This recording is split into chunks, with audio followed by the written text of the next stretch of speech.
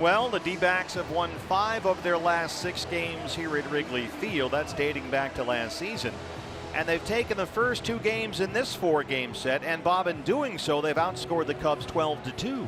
They've really done a nice job. I mean, the offense has done just enough at the right time, and the pitching has been absolutely fantastic. The defense has done what they need to do behind the pitching staff. It's just been very April-like here at Wrigley Field in this series so far. And as Todd mentioned in the open of the show, they're getting a little antsy here in Chicago. The Cubs NL Central lead is suddenly down to only a game and a half over Milwaukee. Both the Brewers and Cubs sitting with 58 wins. So it's starting to get a little impatient here on the north side. No, that would never happen here, would it? Hard to believe, I know. But this is a good time maybe to catch the Cubs. Joe Maddon is without Chris Bryant, who's got a shoulder problem. Javier Baez not in the lineup after the collision at second base last night with Steven Souza Jr. And John Lester coming off his worst start this year, so not a bad day to play Chicago today. Absolutely. Take advantage of every opportunity you get over the course of the season. We talk about the schedule. We talk about playing teams when you face the bottom of the starting rotation. All advantages that the Diamondbacks are hoping to cash in on. So a left-hander out there for Chicago. Here's the starting lineup for Torey Lovullo's Diamondbacks. It's presented by your Valley Chevy dealers. I'm not sure if we've had this particular alignment yet this year. David Peralta will lead it off out in left field. Ketel Marte starting at second base. Paul Goldschmidt, the Cub killer, down at first. A.J. Pollock back in the lineup in center field. Steven Souza Jr. out in right field. Nick Ahmed at shortstop. Chris Owings gets the nod at third base today with John Ryan Murphy behind the plate for lefty Robbie Ray. And as Todd mentioned a moment ago, all the discussion after last night's game was about Steven Souza Jr. and that collision with Javier Baez at second base. Everyone seems to agree on both sides. It was an unfortunate play, but certainly not a dirty slide. No, he was going straight into the base, and as you heard Steven himself say, he just had nowhere to go. If he goes head first, there's a real good chance you break a finger, break a wrist, something like that. That was in the 7th inning, and then in the 9th, Souza was hit by the pitch. He got into it a little bit with Anthony Rizzo. It was Steve Cishek who hit Souza. They're actually very close friends, former teammates in Tampa Bay, and everybody on Chicago's side insists nothing was intentional. So the Cubs are ready to go as they take the field. The third of a 4-game series. D-backs have taken the first 2 so far. And your Ram truck starter for Chicago is the lefty John Lester. Now 34 years old, his 4th season with the Cubs. An all-star this year with all-star numbers, however, as we mentioned, coming off his worst start this year last Friday here against the Cardinals. This guy has been amazingly consistent throughout his career, going back to his days in Boston, a brief stint in Oakland, and then here with the Cubs. You can write it in a book. He's going to win between 15 and 19 games every year. Going to keep you in the ball game, going to keep the hit total down, doesn't walk a lot of guys. If there is an issue with John Lester, it's his inability or unwillingness to throw to the bases. So we'll see if the Diamondbacks can take advantage of that today. Oh, look around the diamond at the Cubs defensively is presented by E.D. Marshall Jewelers. Ian Happ in right field this afternoon. Albert Almora Jr. out in center. Kyle Schwarber will be in left field. Tommy LaStella taking over for Chris Bryant at third base today. Addison Russell and Ben Zobrist make up the double play combo up the middle. Anthony Rizzo with a perfect 0.00 ERA in his career will be at first base today. Wilson Contreras behind the plate for lefty John Lester. Chad Fairchild behind the plate calling the balls and strikes today. Mike Estabrook is the first base umpire. The crew chief Mark Carlson's at second, and Bruce Dreckman is at third. Time now, Bob, for your Valley Honda dealers. Key to the game. I kind of spilled it there as we were filling some time, but take advantage. You're facing the Cubs, and 3 of their best hitters, Baez, Bryant, and Hayward, out of the lineup today. Nobody's going to feel sorry for the Cubs, but for the Diamondbacks, you definitely want to take advantage of this situation. Well, we don't want to drone on about the weather. We know it's hot back home, but you couldn't have dialed up better baseball Wrigley Field weather than we've had so far this week. It is just wonderful here. So stay inside, stay cool, and enjoy some D-backs baseball with us here on Fox Sports Arizona as David Peralta leads it off against John Lester.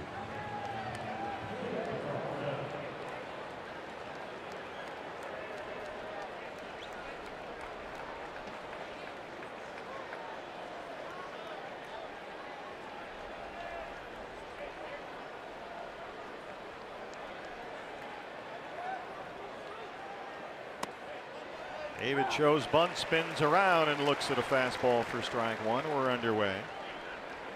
Peralta has singled 3 times and scored twice in the series. He had a pair of hits last night. Quickly, it's 0-2. John Lester sits 90-91 with that 4-seam fastball. He'll throw it about half the time. A whole lot of cut fastballs. And from there, he'll mix in the curveball and the changeup. Wilson Contreras behind the plate today. For Torey Lovullo, who, of course, knows Lester very well from Boston, the cutter is Lester's best pitch. He's able to move it around to both sides of the plate, so they'll be looking out for that here today.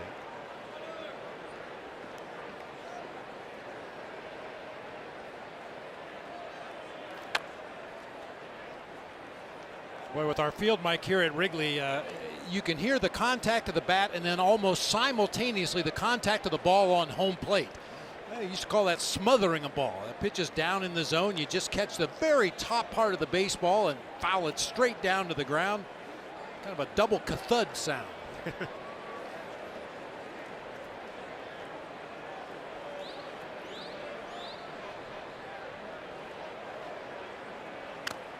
David down 0-2, fighting off a whole bunch here. He's hitting just under .210 versus lefties this season. Does have 4 home runs against left-handers. Man, John Lester has struggled against left-handed hitting since the middle of June. They've had a .375 batting average against him and hit 4 home runs in 32 at bats. 4 straight foul balls. Here's another 0-2.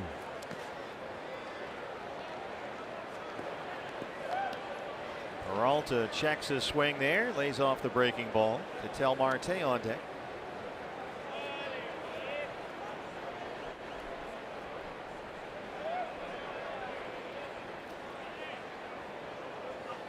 Lester's mechanics are admittedly off right now. He's I wanted to ask you about this. He says he's working underneath the ball too much. That's how he put it. Well, usually that means you're dropping your elbow just a little bit, putting your hand underneath the ball instead of directly behind it or even on top of it a little bit. There's a one-hopper to Addison Russell at shortstop. And generally when a pitcher is underneath the ball, it tends to sail up and away from a right-handed hitter, up and into a lefty, and you don't get the same kind of rotation or movement on your breaking pitches.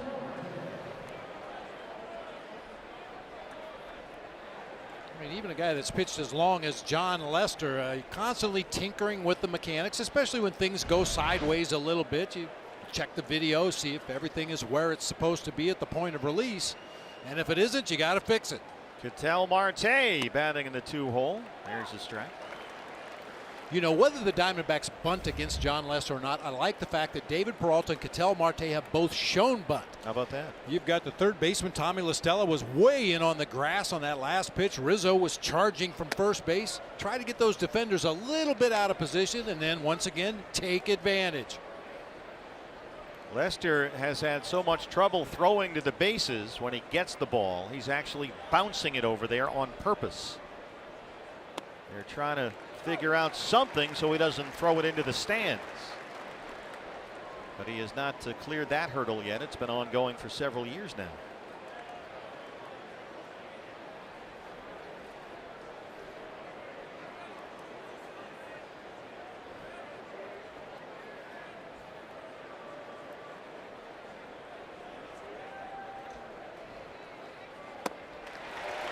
Swing and a miss.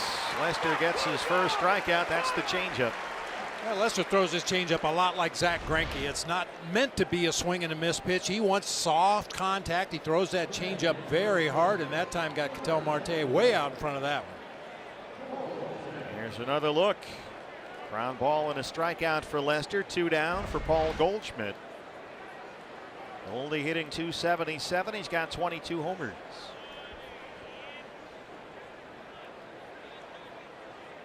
Here's another guy that shows bunt first time up. How about that? 3 first pitches, 3 bunts. Didn't get quite the same reaction from the corner infielders from the Cubs. If Goldie wants to bunt, to go ahead. They'll applaud. Goldie 3 hits, couple of RBIs in the series. He homered here Monday night.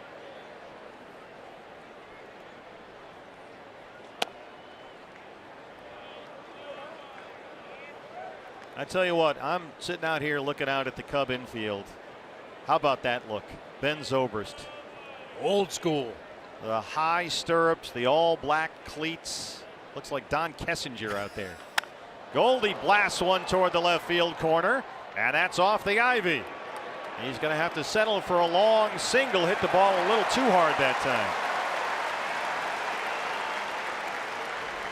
Yeah, it looked like it took a chunk of ivy off the wall out there in left field. Might have knocked a few bricks off the wall. This ball is an absolute rocket to left field. Unfortunately, a little bit of topspin on that line drive keeps it in the ballpark. But watch the ivy fall off the wall out there when that ball hit. Cost him a couple of leaves. Yeah.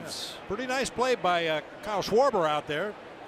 Played the carom nicely, got the ball back in quickly to hold Goldie to a single. Yeah, we saw Schwarber have some issues out there last night. A.J. bats cleanup, 312 home runs.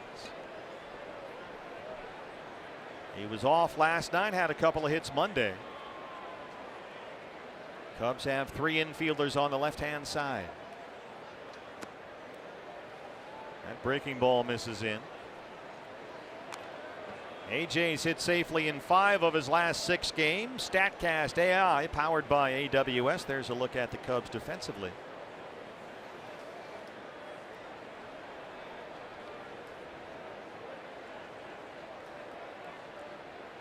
Al Moore is shaded over toward left center field. A lot of room in right center right now for AJ. There's a big gap out there. But as we just saw, he doesn't often go that way. And Lester did allow 5 extra base hits in that beatdown against the Cardinals in his last start in only 3 innings of work. Yeah, he got pounded.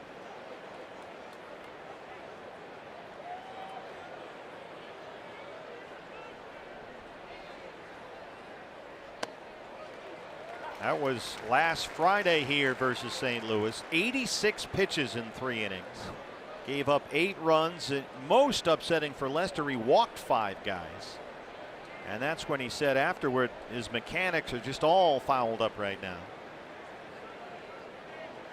86 pitches, and only one time did he get a swinging strike. Wow. He is not missing bats right now. Hard to shortstop. Russell's there. They go the short way. Almost throw it away, but get the force on Goldie. Robbie Ray coming up from Wrigley Field.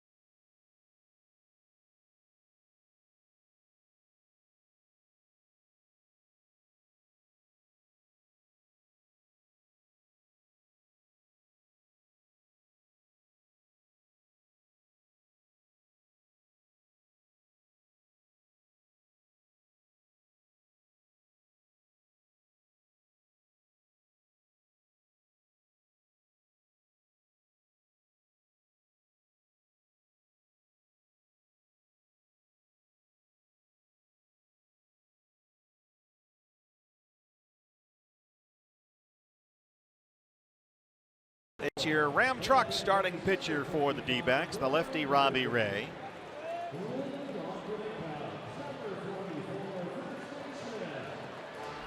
See Robbie's season numbers right there. He is, however, winless in 4 starts this month, looking, Bob, for some consistency out there. Yeah, it was so encouraging to see the first start back off the DL when he held the Marlins to 2 hits over 6 innings, did not allow a run in that game. But it's been a little bit of a struggle for Robbie since then. One thing to watch for always is that fastball to righties up and away when he's not finishing his pitches.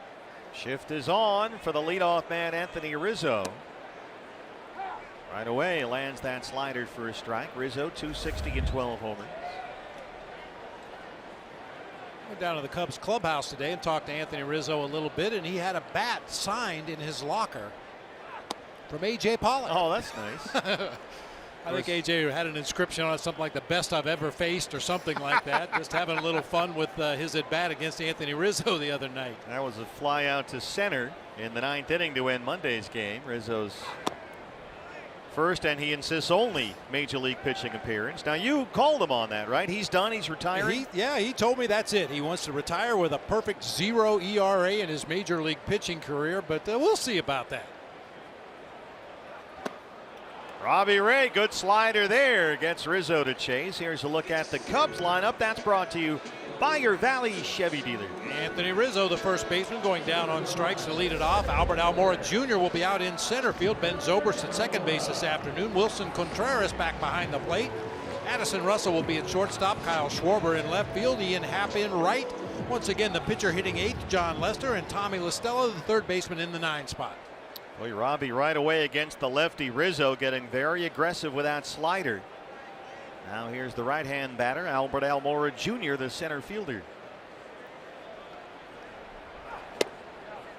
Trying to backdoor the slider that time and missed. Almora 5th in the league in hitting at .316. He's got 4 homers.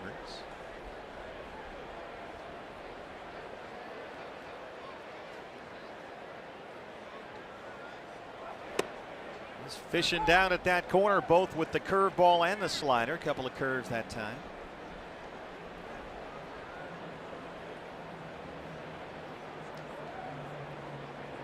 Gives you 2 different looks, 2 different shapes with the breaking pitches. There's the fastball that you mentioned, Bob, sailing up and away arm side.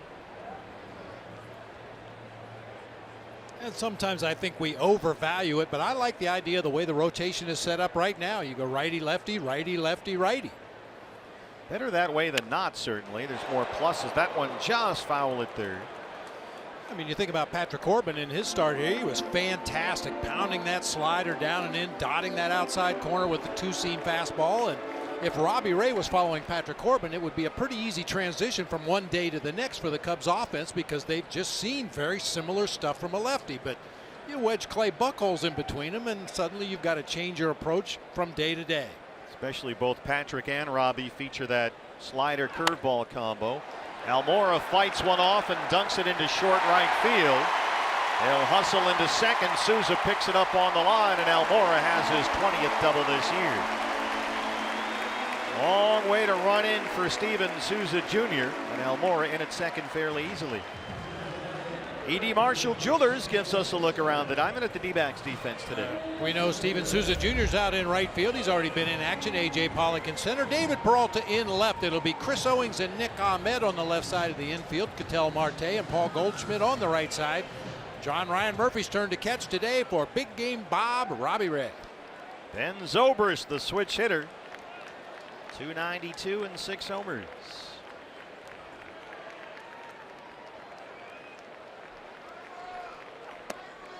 Fastball is in there for a strike. Zobrist single last night, his only hit in the series. He's at second base today, in for Javi Baez, who has a left knee bruise after the Souza collision last night.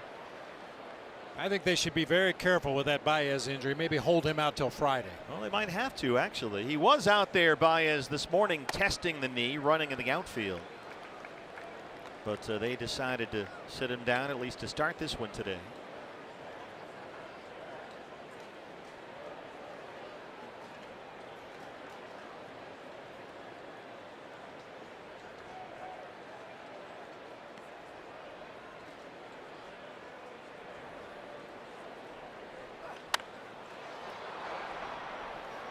So far in this series, we've seen a lot of Cubs hitters tardy on fastballs, and I'm not talking about just the high velocity Archie Bradley type fastballs. We've seen 90, 91, 92 right down the middle, and the ball fouled off to the opposite field by both righties and lefties in this series. Chili Davis, the hitting coach. Yeah, the Diamondbacks went through a stage of that earlier this season when they couldn't seem to get on those fastballs in the strike zone. Well, the D-backs so far have outscored the Cubs in the series 12-2. We haven't seen much from Chicago offensively.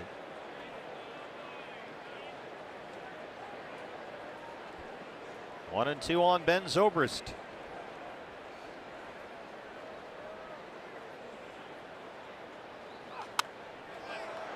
'94 just punches that one foul to stay alive. Robbie put that one in a good spot.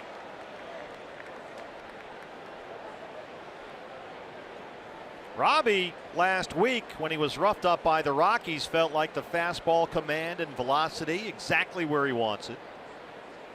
The emphasis between starts this week was improving command of those secondary pitches, the slider and the curveball. Left some breaking balls in some bad spots against the Rockies in that last start. That one misses low. It's 2-2. And so for Robbie, he really believes it's just a matter of sticking with the process.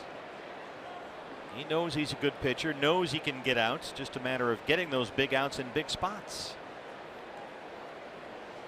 Wilson Contreras, the all-star catcher, on deck.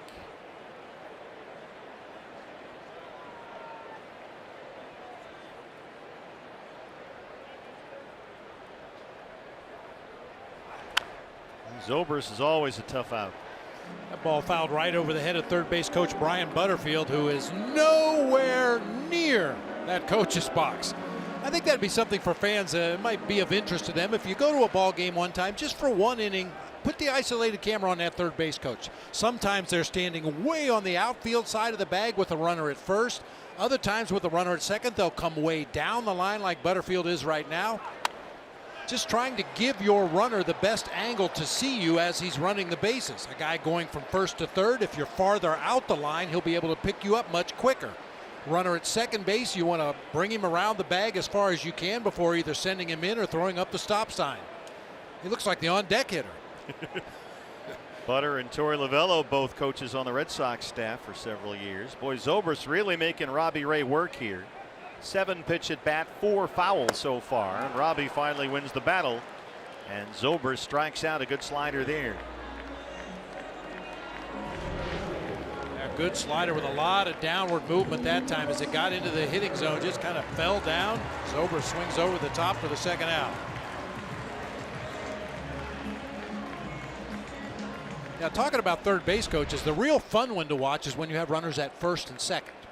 The third base coach will come way down the line where Brian Butterfield is now to take care of the runner at second. If it's a clean base hit into the outfield and that runner is going to score, he will sprint up that third base line to get into position to pick up the runner going from first to second. Hey, you think the coaches just stand out there in that box and, you know, wave guys around or throw up a stop sign? They work. They're back and forth and up and down. It is a very difficult job that requires split-second timing and decision-making. Contreras, the catcher. Now remember, Monday, Contreras was simply overmatched by Patrick Corbin's slider. I mean, he had no chance. He struck out all 3 times he faced Patrick in that ball game Monday. So we'll see how Robbie approaches Contreras here. It's a ball and a strike. And you really had that feeling that Patrick Corbin could have faced him 100 times that night and struck him out every time. Fastball's up. Yes, he went. Mike Estabrook down there at first. It's a ball and 2 strikes. And after Contreras' first at bat in that game against Patrick Corbin, he just looked like a beaten man. It looked like he didn't want to take the rest of his at bats in that ball game, and he carried it right behind the plate with him. Had a couple of wild pitches that got through, a pass ball that gave up 90 feet that ended up being a run for the Diamondbacks. See if he gets a breaking ball here on 1-2. Fastball up. That one sailed on Robbie a bit. It's 2-2.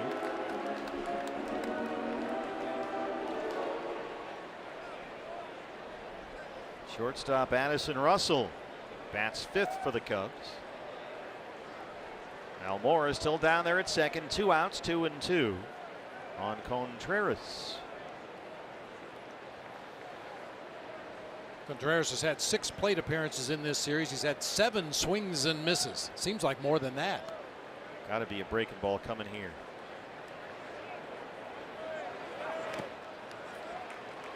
It was, but down in the dirt. Contreras wouldn't fish at the slider, and it's full 3-2.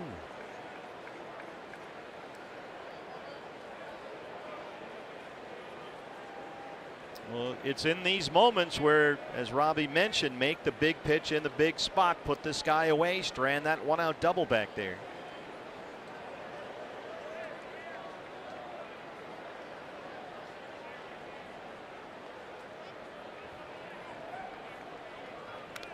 And swing and a miss. However, Murphy just got a piece. Murphy can't hang on to the foul tip. That was a good slider.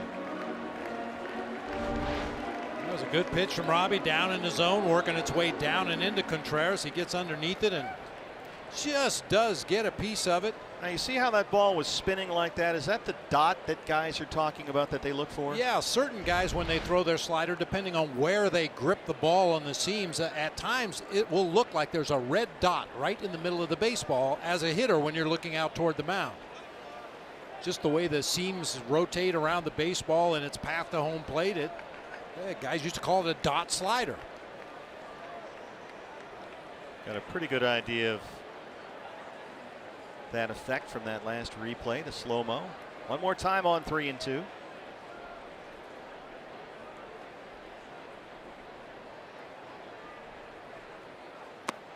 Waves at another one. Robbie Ray, 3 strikeouts in the first. Strands the 1-out double, no score in Chicago.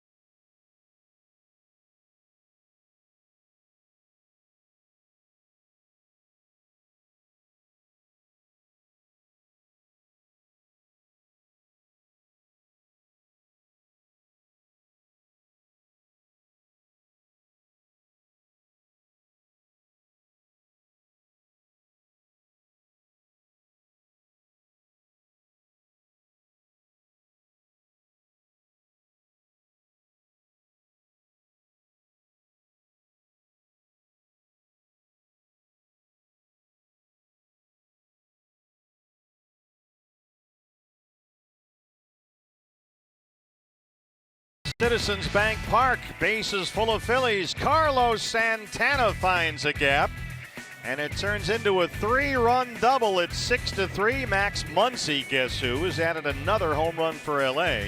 But the Dodgers in the 7th, down 3 in the cradle of freedom. Well, my apologies to Scott Kingery and Rhys Hoskins, but Carlos Santana is my new favorite player. I notice you do tend to jump ship a lot. It's a little bit like my World Cup bracket. bracket. Yeah, my World Cup brackets. You always end up with the right answer at the end, and that's all that matters. Steven Souza Jr., whose bat has really come around lately, leads off the second against John Lester. 242 and a homer for Steven, who had a big night at the plate last night.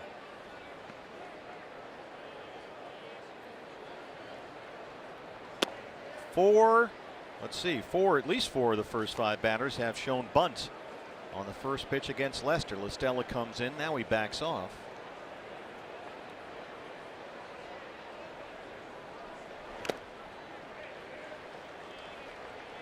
Steven last night, 3 hits. He walked, he was hit by a pitch, he scored a run, he drove in a run. 2 singles and an RBI double.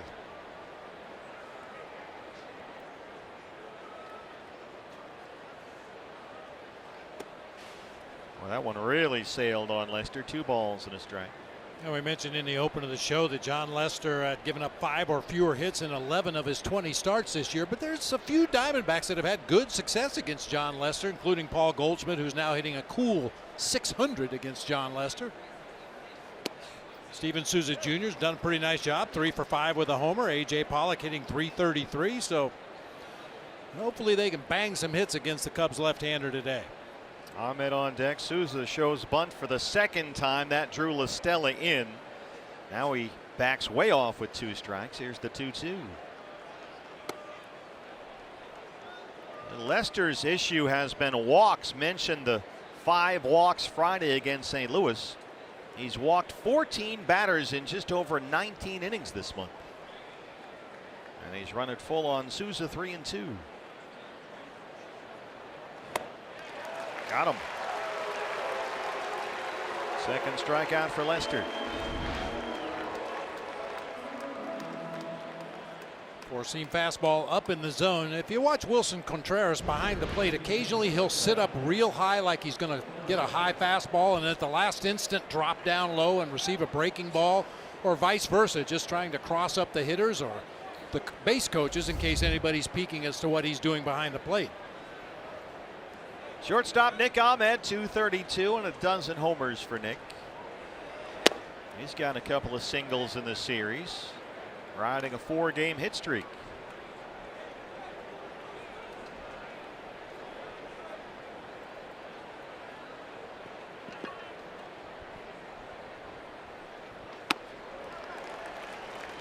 Got that fastball in there, 1-1. Talked about the cutter, the curveball, the changeup with Lester, but he'll throw that straight 4-seamer about half the time.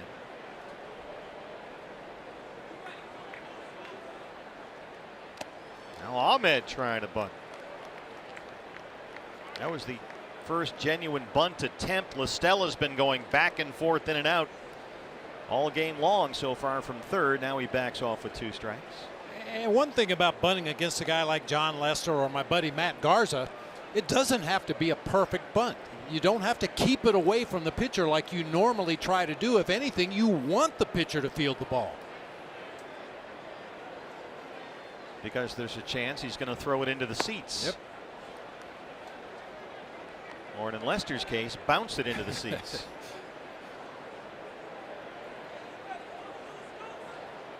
Chris Owings at 3rd today on deck. 2-2 on Nick Ahmed.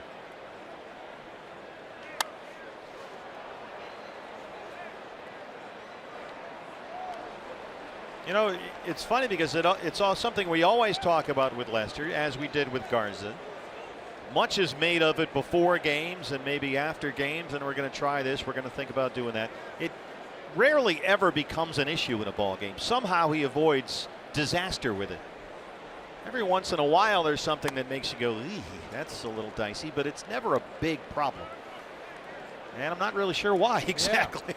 Yeah. And I think for the hitters, we've seen some bunts shown and pulled back, and Nick tried to put one down, but I think most hitters are afraid if they go up there and try to bunt for a base hit, it's going to be their dream pitch right down the middle that they could have hit up into the bleachers. Nick knocks that into center. Almora makes a diving grab. Albert Almora Jr. takes a base hit away from Ahmed.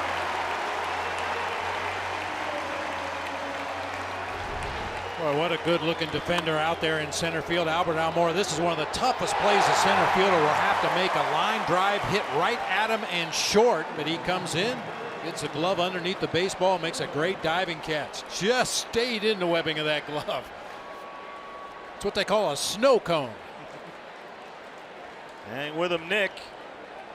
Well, Nick's taken a base hit or 2 away from guys in the past. So now he's on the other end of it. Here's CO.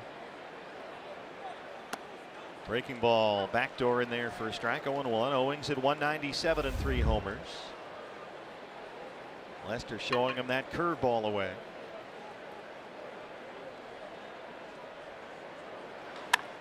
And tries to come in with a fastball, and Owings knocks it into left, a 2-out single. Second hit for the Diamondbacks brings up John Ryan Murphy.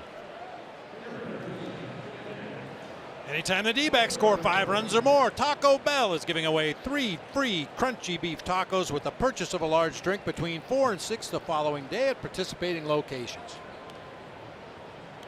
John Ryan, 227. He's got 9 homers. And this is the way the catching seems to line up these days. Mathis with Greinke and with Corbin.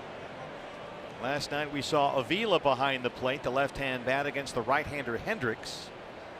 And today the right-hand bat Murphy against the lefty Lester. Always got to keep an eye on the back pick from Contreras. That's one thing that's really helped John Lester hold base runners. Not only Contreras, but David Ross, when he was John Lester's personal catcher here in Chicago, used to back pick repeatedly to try to keep those runners closer to the base.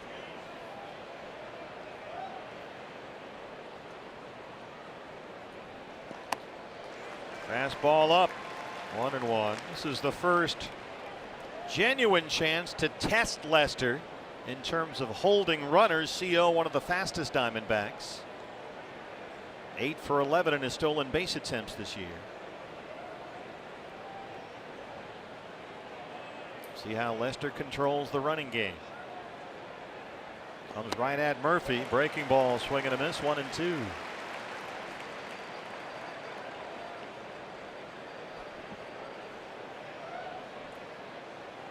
How about that? 0-1. Godley goes here tomorrow against Tyler Chatwood.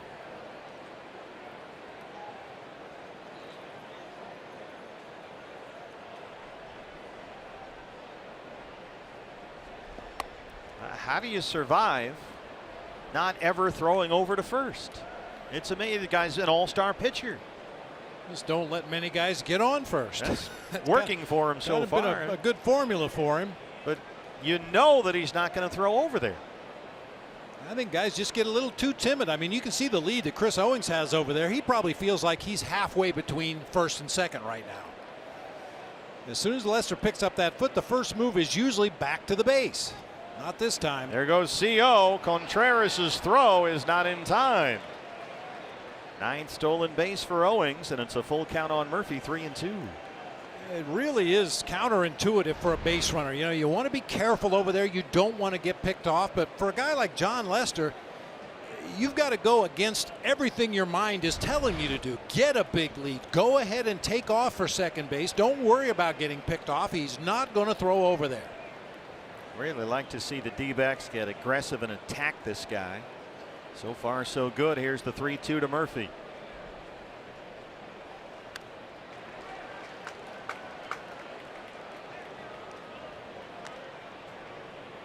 Lester just trying to bury that cutter down and in. John Ryan, as Torrey told us the other day, he's cooled off at the plate. He's starting to get pitched to now after he was really hot back in May. So the league is sort of adjusting to Murphy. He's in a 2 for 27 right now. And now it's up to him to adjust to their adjustment. But he strikes out. 3 strikeouts for Lester. No score at Wrigley Field.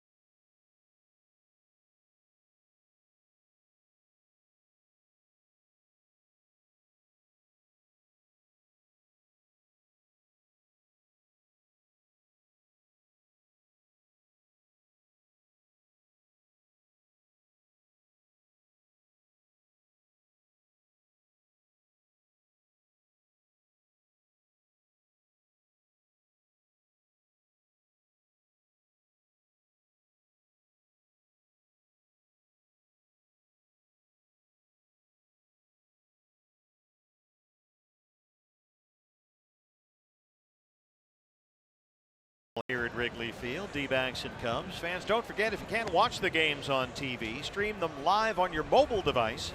Use Fox Sports Go. It's brought to you locally by your Valley Honda dealers. Download the free app. Take Fox Sports Arizona and your D-backs with you wherever you go. Robbie Ray, 3 strikeouts in the first, and now Addison Russell, the Cubs shortstop, leads off the second. First of back-to-back day games to close out this series. Steve Berthew, Bob Brentley, Todd Walsh with you. Russell batting .271, 5 homers. He has singled twice in the series.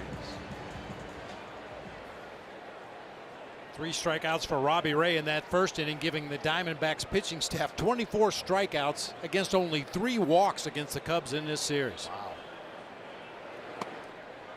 Here's a good start. Robbie, so far the first time through, looks like he's starting all these hitters off with either sliders or curveballs.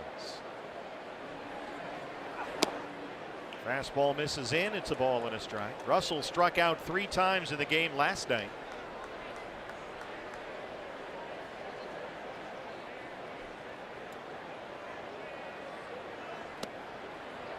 There's the big slow breaker. It's 1-2. Took a little bit off the slider that time. But sometimes that slider and curveball from Robbie look awfully similar.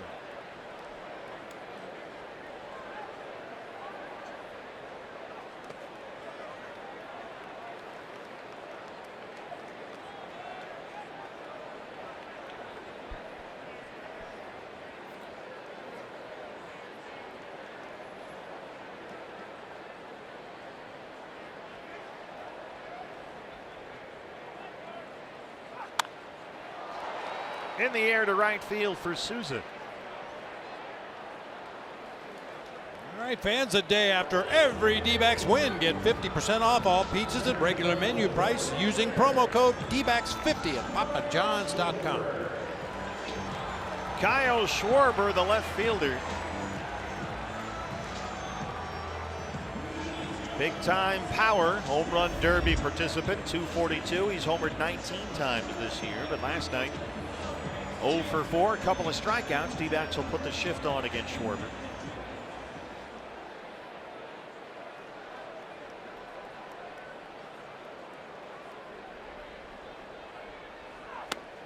Big cut out a fastball.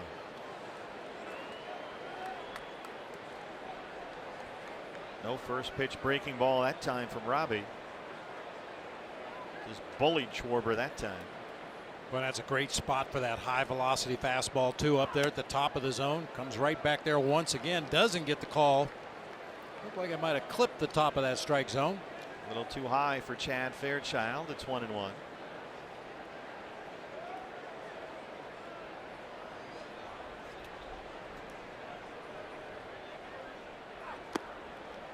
Tried the slider and missed. Robbie landed a little awkwardly that time.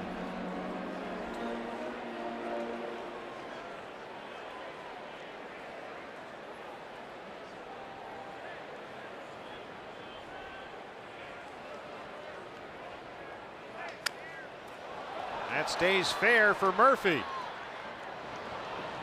2 down.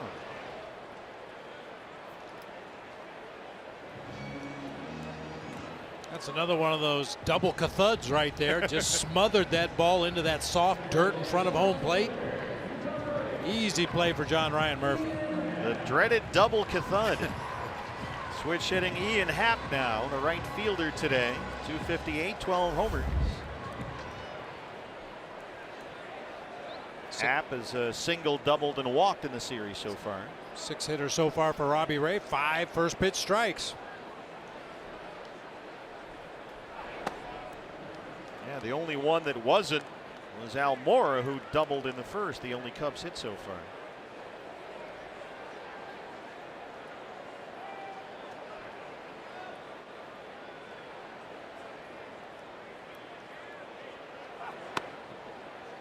Nice backdoor breaker that time. It's 1-1. We'll show you that, especially to righties, he'll drop that curveball through the backdoor for a strike and then bury that hard slider on the back foot Down and in just like that. Yeah, that backdoor breaking ball, a lot of right-handed hitters just give up on that pitch. They see it out of Robbie's hand. It's over in that left-handed batter's box. They assume it's going to be away, and then that late movement brings it back to the corner. Unless a guy is a dead opposite field hitter from the right side like DJ LeMahieu, that's a great pitch. Ahead of Ian Happ, 1-2. Lost the handle on that breaking ball.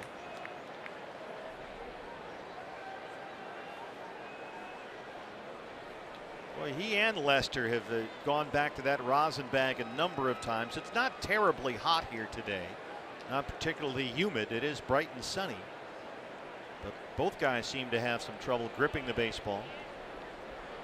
The fastball misses in. Full count, 3-2. The pitcher Lester on deck. He bats 8th.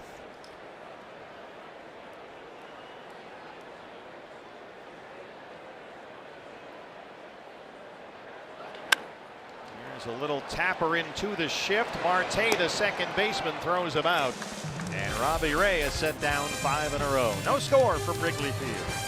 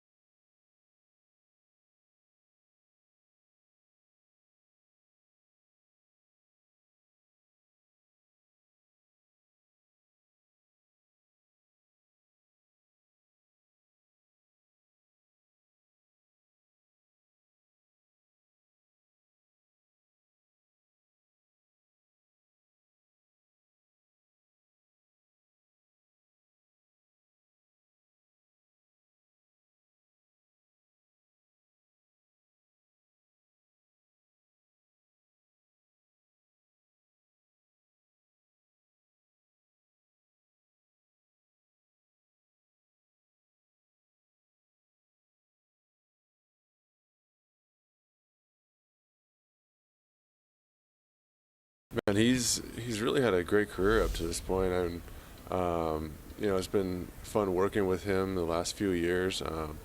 You know, he's had kind of a little bit of up and down a few years, but this year's he's just throwing the ball so well.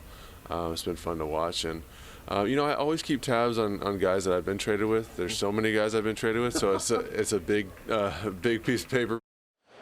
Todd Walsh back here at Wrigley Field. That's Dan Herron talking about Patrick Corbin. Today, of course, we spotlighted Patrick Corbin, Steve and Bob, as part of the 20th anniversary team on our pregame show, Diamondbacks Live. Called the first strike here to start the top of the third. There's a shot of Patrick, an interview that's been put up on our social media platforms. And the really cool irony of it all is that today is the anniversary of the Dan Herron trade. I'm sorry, that's coincidence. I knew you were going there. I knew you were going to take that. I'm the coincidence irony police. Okay. In any event, thank you. You stay in your corner and enjoy yourself today. I'm sorry. We used to call it the Dan Herron trade, but now I think we have to call it the Patrick Corbin deal, right? That makes sense? In hindsight now? Yeah. Well, I mean, you know, Dan Herron wasn't going to pitch forever, but, you know, Patrick Corbin is the guy going out there getting big league hitters out right now, and he's doing it for the D-backs. So, yeah, that's a Patrick Corbin deal. I'm down with that. There you go. Joe Saunders was a part of that deal. Patrick said he was on a bus going to a game at the Inland Empire, had his headphones on and didn't know he was traded, but his teammates did. That's awkward. Well, he's headed for a big free agent period the way he's pitching. It's going to be A high price tag for Patrick Corbin for either the Diamondbacks or somebody. We sure hope we can keep him, but he's having a sensational season. We'll think about that down the road. Here is David Peralta, the leadoff man. Now Dan had some fun because he had a mock campaign on Twitter. He wanted a recount on that 20th anniversary team. Not pleased that Patrick Corbin and Zach Greinke made their way in, joining Randy Johnson, Kurt Schilling, and Brandon Webb and all the hardware. But well, he sure got a pretty good case, Dan Herron. Oh, sure yeah, he did. absolutely. Some tough decisions had to be made there. I think it's one of those what have you done for me lately deals with the voters for that 20th anniversary team. The manager vote was a landslide. For very good reason. I narrowly edged out Wally Backman. I saw you on your computer just hitting vote, vote, vote, vote, vote. That's why I have this callus on the tip of my index finger. Yeah. That's not true. still waiting for the Cook County votes, though, to be counted, Bob, along with Kennedy, Nixon, and 60 Nice votes. pull. Thank Nice you. pull right there. Down at the Clark County Assessor's Office. You hear that Chicago accent around here, it cracks me up. Yeah, your microphone's down there on that pipe there. Yeah, just pick it up around the headset. It's like doing a game from the bottom of a submarine at his booth. It's funny. But you're surrounded by Chicago guys with the Bears accent. Oh, yeah. Yeah, my daughter, who lived in Arizona pretty much her whole life after we moved from San Francisco, she married a gentleman from here in the Chicago area, and it didn't take long for his name to go from Pat to Piat. Really? You lost her to the dark side, huh? What happened? What happened? But when you're around it every day and you hear it every day, it just Oh, geez, yeah. kind of works its way in there. Piat. Lester's gone to a full count on 4 of the last 6 batters he's faced. He's thrown a whole bunch of pitches here, which is what happened to him last week against the Cardinals.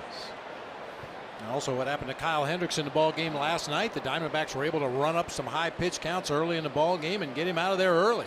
David Peralta's already seen 15 pitches in the ball game. This is his second at bat. And Hendricks last night 106 pitches just to get through 5. Stays alive. How about those Blackhawks? Going down. Wow, what happened? Tough times ahead for the Blackhawks. Really? Did they Oh, lose yeah. all those guys? They're getting old. Are they? Oh, yeah. Kane and those guys? Well, Patrick Kane he'll be okay, but the big question around here is about Jonathan Taves. Oh, okay. What's happened to his game? Really? He did not have a good year? No.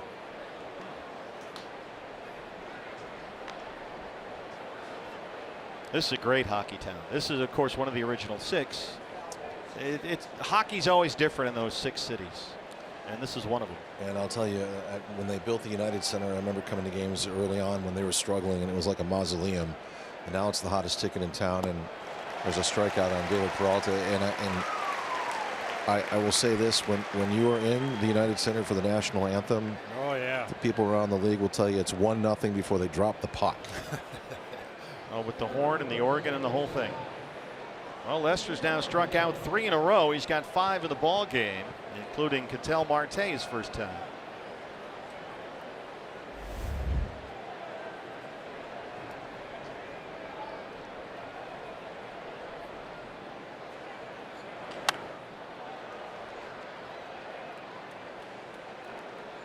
It's got to be a big difference in this city, and you can both speak to this, when the team is red hot and winning, or really, really terrible and never winning. Doesn't seem to make a difference on talk radio. There's always something going wrong with the teams Exactly. in Chicago. It's a disaster. Center field, it backs up Almora to the warning track, fighting that sun. And Lester works a 1-2-3 third. Back from Chicago after this.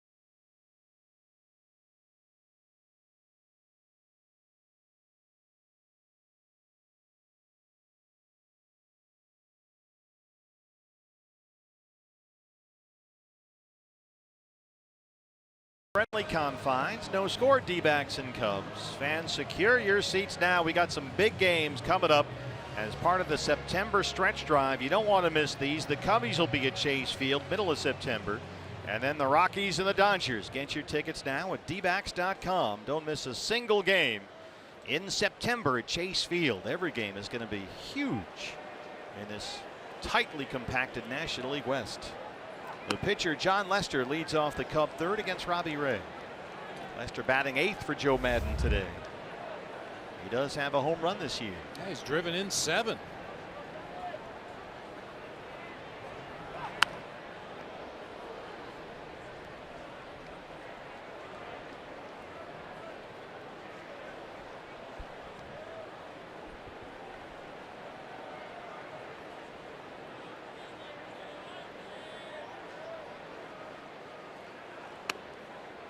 Oh, a little front door slider that snuck through. 1-2.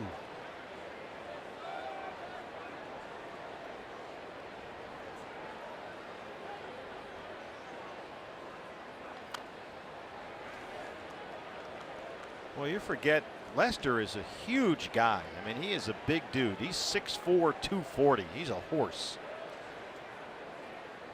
You notice it a lot more when he's batting than when he's out there on the mound all by himself.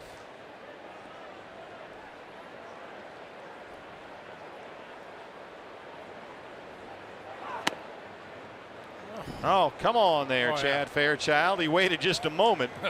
Scared me for a bit. 4 strikeouts for Robbie Ray. He's retired 6 in a row. Yeah, the way he was backing off of John Ryan Murphy's position, I thought he was going to call that a ball. That was a good pitch by Robbie Ray.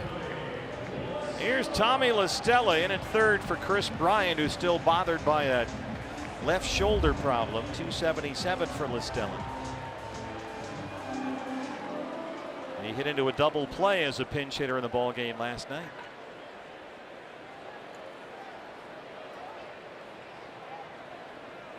D-backs have the shift on. 3 infielders on the first base side. Saw that delayed call by Chad Fairchild on strike 3 to John Lester. We saw a few of those from Bruce Streckman last night too, where, well, is that a ball or a strike? He had to think about it for a second, then got his hand up in the air eventually. But you'll see that from time to time. Guys that work on a crew together kind of take on the same personality over the course of the year. And Dreckman has kind of a double mechanic back there. There's a little strike signal and then a pause and then a much bigger dramatic one. There's a bouncer to second. Marte scoops it up. Little shovel toss to Goldie. Well, Robbie Ray gave up that bloop double to Almora, the second batter of the ball game, and ever since then he set down 7 in a row. First time through the order. Here's the leadoff man Rizzo, who struck out his first time up.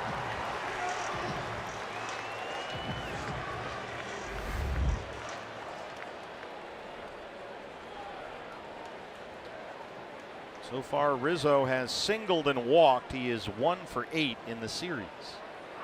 Drove in their only run on Monday. That one's fouled away. Fastball.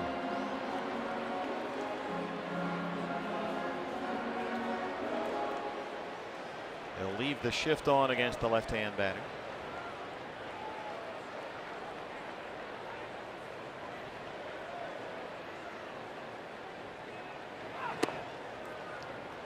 Rizzo handles himself against left-handers at .250 batting average with 2 home runs.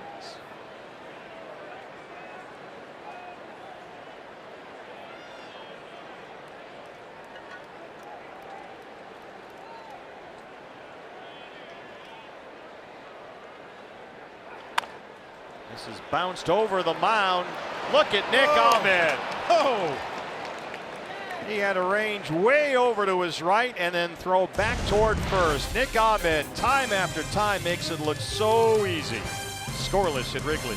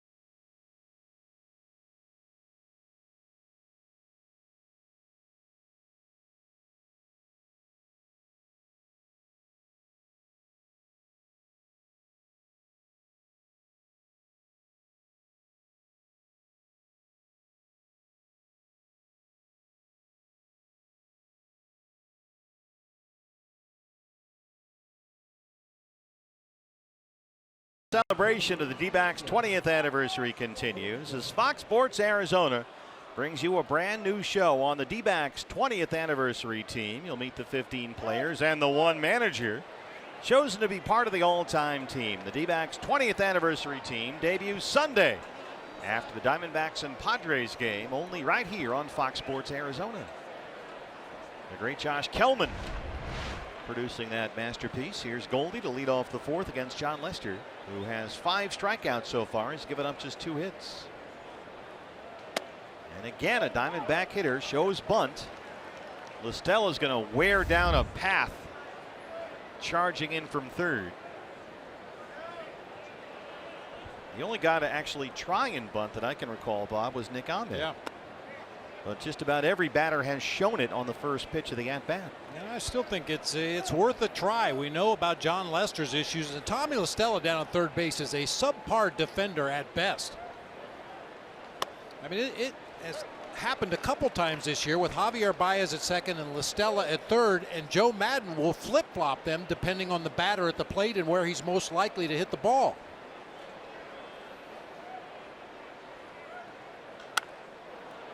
Goldie lifts one out to center. Almora looking up into that bright sky. Wow, that one almost caught him on the chin. 5 in a row set down by Lester.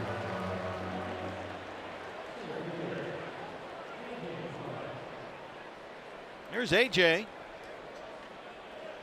You know, Chicago, I don't have to tell you this. This is, they have Northwestern here, of course, but Chicago is really Notre Dame country. There are a lot of Golden Domers out here. Notre Dame this, Notre Dame that, all over Chicago. Everyone that ever goes to Notre Dame, it seems, graduates and then gets a job here in Chicago. Anyway, A.J. Pollock played for the Fighting Irish, and A.J. the other day made a whole big dramatic show. He had a Notre Dame baseball jersey, and he hung it up right in front of his locker, the tiny little locker inside the visitors clubhouse. It's about 6 inches wide. But he had that Fighting Irish baseball jersey front and center to announce that he was in town. And Pat Fitzgerald, the head coach up at Northwestern, is doing everything in his power to change that allegiance away from the Irish and get them on board the Wildcats. Yeah, the Irish known as Chicago's Big Ten team. Sort of a shot at Northwestern there.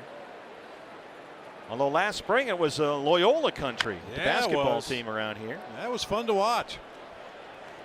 That's always fun to watch when a Cinderella team comes out of nowhere and does what Loyola was able to do last year in that NCAA tournament.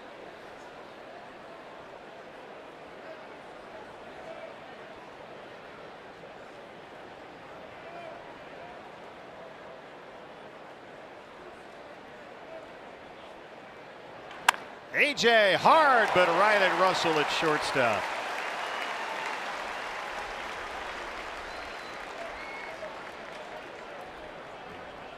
Two down for Souza. Now Russell standing right in what normally would be the hole between third and short, and AJ hit a line drive right at him. Boy, Ahmed hit a line drive to center in the second, on which Almora made a diving catch to take a base hit away. Pollock robbed of a hit right there. Souza struck out his first time up.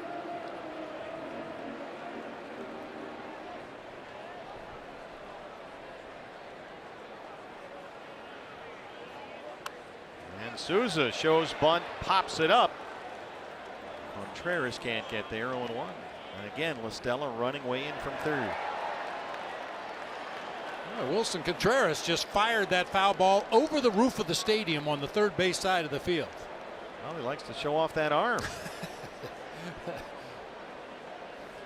Yeah, some of those kids that we've shown you between innings playing catch out on the lawn got an extra ball to play with now.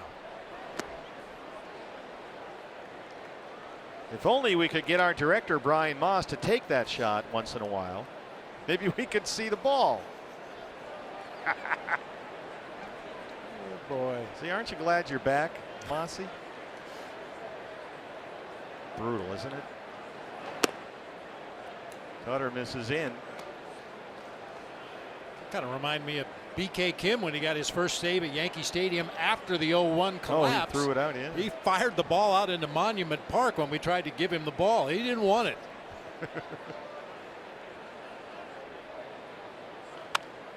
Lester reaches out and snags it. Well, we got a pitcher's duel going here. Lester's retired 7 straight. No score in Chicago.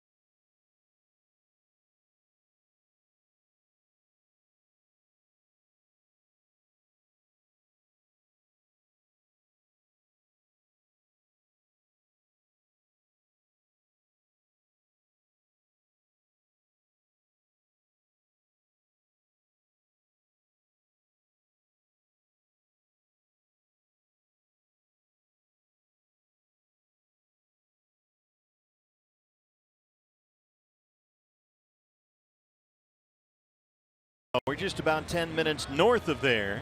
No score here at Wrigley Field. The D-backs and the Cubs. On a good day with no traffic, 10 minutes. Yeah, exactly right. What's next brought to you by CenturyLink. Another day game tomorrow, in this case a getaway day before it's off to San Diego. Zach Godley on the mound against Tyler Chatwood. D-backs live pregame show at 10:30 in the morning. It's breakfast with the Diamondbacks tomorrow. And that is not a misprint. 79 walks for Chatwood, 78 strikeouts. Woo! Wow. I'm going to go out on a limb and say that's not good. Almora, who doubled in the first, bidding for one more here. Souza's got it in the corner, and he fires it right into second base. And Almora hustles in his second double today. Souza made that close. He's got a big-time arm out there.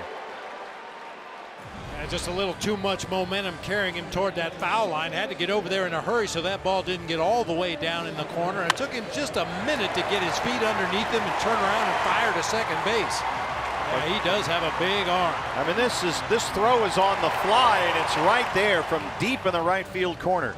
Yes, he took him 3 or 4 steps right there to stop his momentum, turn that shoulder back towards second base. There's too much speed for Almora that time. So the only 2 Cub hits against Robbie Ray, Albert Almora doubles. Here's Zobrist, who struck out in the first. That ends a stretch of 8 straight set down by Robbie. And we see Zobrist hitting from the right side of the plate here today. Obviously a switch hitter, and we saw him bat from the left side of the plate last night. And most times a switch hitter will try to mirror image the swing from one side or the other, but certainly not the case for Ben Zobrist, as we'll show you here in a moment. Yeah, last night we were having some fun with the fact that Ben Zobrist had his chin tucked underneath his right shoulder there. You see on the left, and the right-handed swing doesn't even look similar. He's got his hands far away from his body and different colored shoes, for crying out loud. Now he had to petition the baseball fashion police to let him wear those black cleats.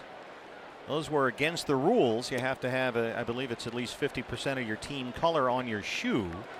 But he made a case out of it and said, hey, let's lighten up. And so he saves the black cleats and the high stirrups for the day game here at Wrigley Field. So it's kind of an old school shout out. Yeah, he said he grew up like a lot of kids watching the Cubs on WGN television in the afternoons, all the day games. And as you said earlier, Don Kessinger and Ron Santo and Billy Williams, they all wore the same all black cleats. Yeah, Zobrist is a fairly local product. He's from Eureka, Illinois. Yeah, so, he wasn't doing it to upset the fashion police. He was doing it as a tribute to the guys he grew up watching. He's got the old school black batting gloves going, the old Franklins. Billy Buckner.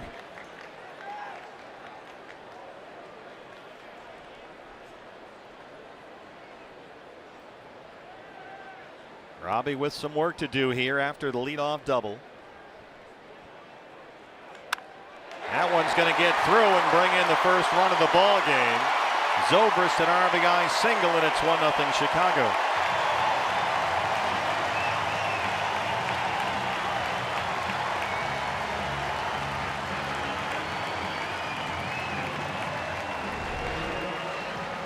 Zobrist has always been a real good contact hitter and makes contact with this one. Just a ground ball that found a hole up the middle of the field. You see Almora taking a secondary lead. He'll score easily on this base hit just to the left of center field. So a double and a single open up the Cub fourth. Here's Wilson Contreras, the catcher.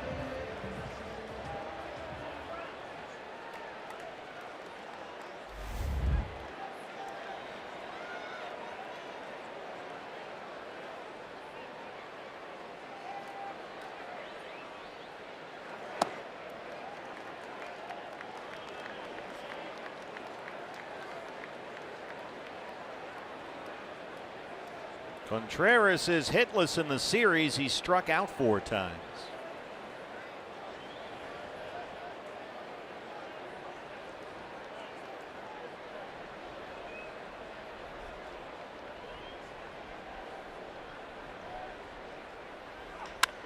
Punches that one into right. 3 straight hits greet Robbie Ray in the 4th.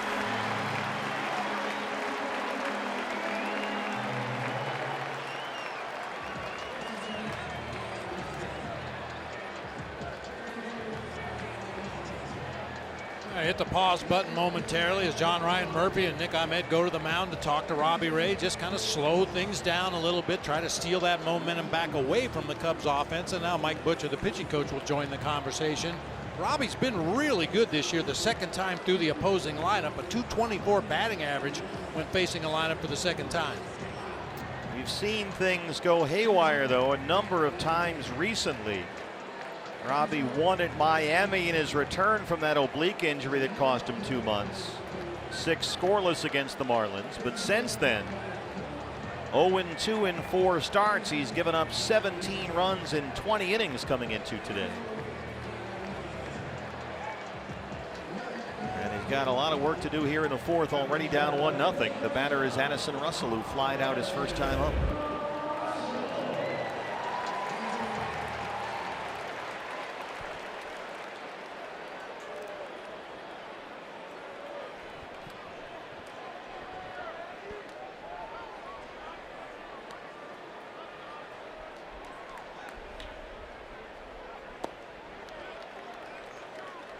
Starts him off with a slider, but misses away.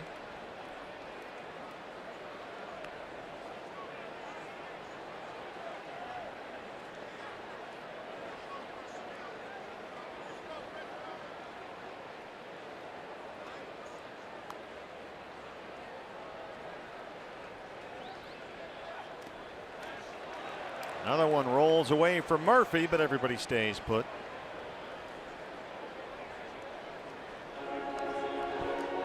Russell's hit safely in 3 straight games and 12 of his last 14, but it's been a lot of 1-for-4s and 1-for-5s. He's not doing tremendous damage. Batting 5th here today with guys like Bryant and Baez out of the starting lineup. No Hayward against the lefty. Bryant's got the bum shoulder. Baez has the knee bruise.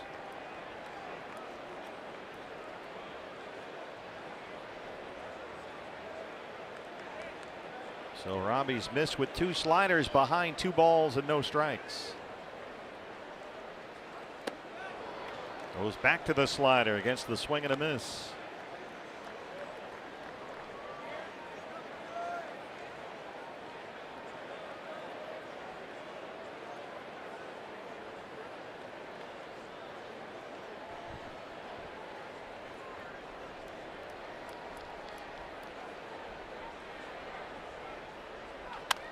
A bouncer up the middle. Marte, pretty toss to Ahmed, and they roll the double play.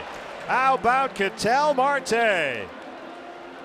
Some flash around second with Nick Ahmed. Well, that appeared to be the easiest way to make that play rather than try to get it into your bare hand. Our Chaz Roberts Air Conditioning and Plumbing cool play of the game. Boy, are these two guys fun to watch. Nick just bare hands it, turns two. Two big outs for Robbie. Zobrist in at third, and Kyle Schwarber is the hitter. They'll put the shift on.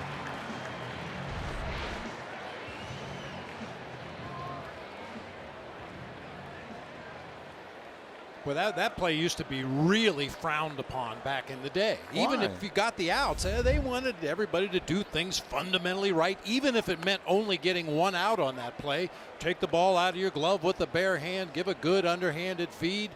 Not anymore. These guys are so capable, so athletic, and the gloves and the equipment is so much more conducive to making a play like that. Well, Ketel is all about the swag. This way is a lot more fun. Breaking news, guess who just lost?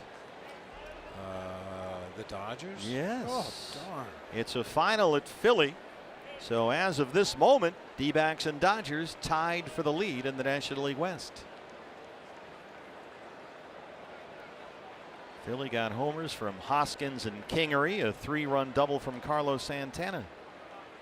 They beat Walker Buehler. Swing and a miss. Schwarber just did get a piece of that. It's 1-2. Boy, this would be a pretty good escape act if Robbie Ray can get out of this inning with only 1 run allowed after the first 3 guys reach base. A double by Almora, an RBI single by Zobrist, a single to the opposite field by Contreras. Now a chance to get out of it with only 1 run scored. We'll see if you can get Schwarber to chase a breaking ball. He hit a little tapper out in front of home plate his first time up. I think Robbie has that insert in his hat from getting ahead last year, and with the sweat and everything he's got going on out there on the mound, looked like it got misplaced a little bit. He had to take off his glove and lay it on the mound and reposition that protective guard in the hat. Fastball up.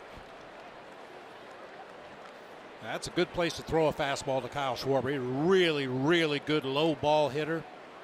If he gets a piece of that, he's probably just going to pop it up, right? Yeah. Ideally, pop it up in the infield, get your team back in that dugout.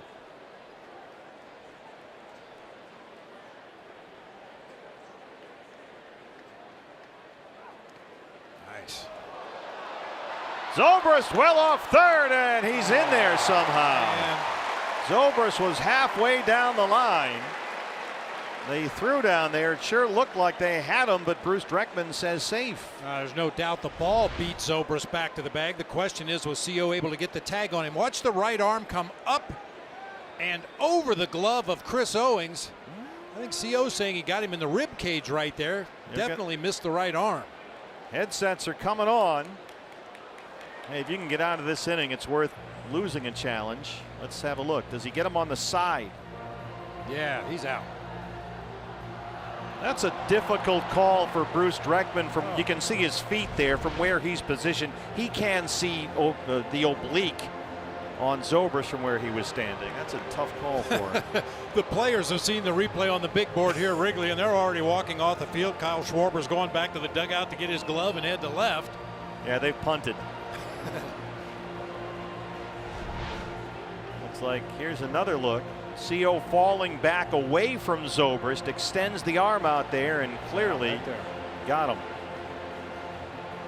Yeah, CO off balance that time. That's a play when you see that runner coming back in head first. We saw it accidentally at second base last night with Javier Baez. You can block the bag at third if you have the ball. And the call is overturned. Zobrist picked off, but the Cubs take a 1-0 lead.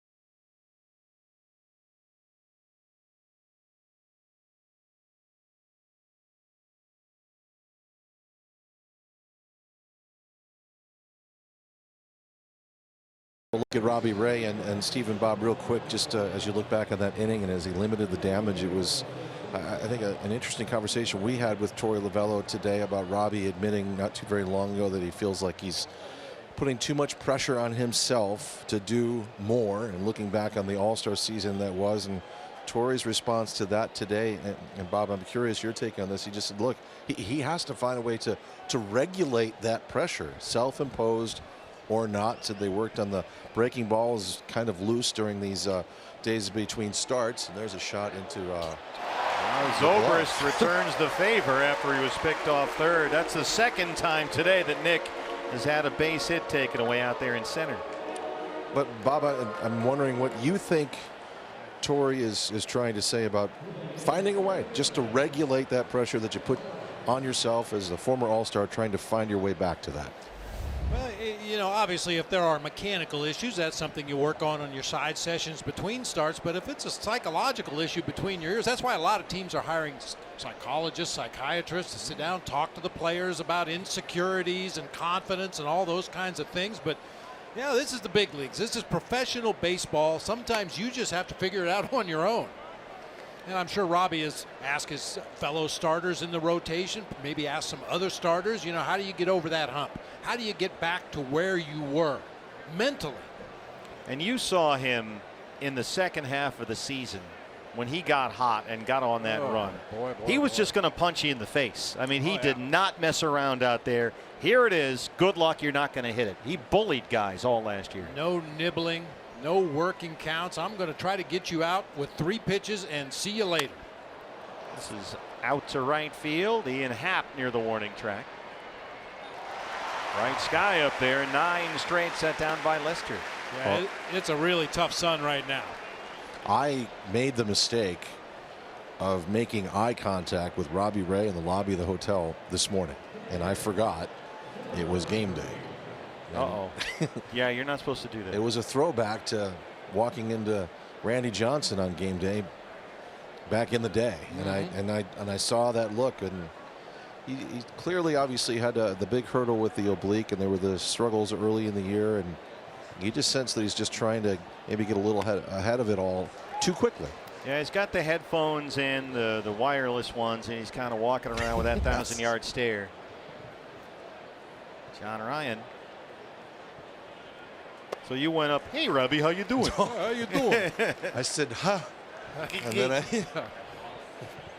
yeah, that's one thing. I mean, I understand players getting in the zone, but geez, can you imagine if a position player took that same kind of attitude and did that 150 times a year? Wear himself out. Oh, he'd end up in an institution somewhere. Shallow center. Get him, son. Who wants it? It's Almora. 7 pitches in the 5th. Lester set down 10 straight. He leads it 1-0.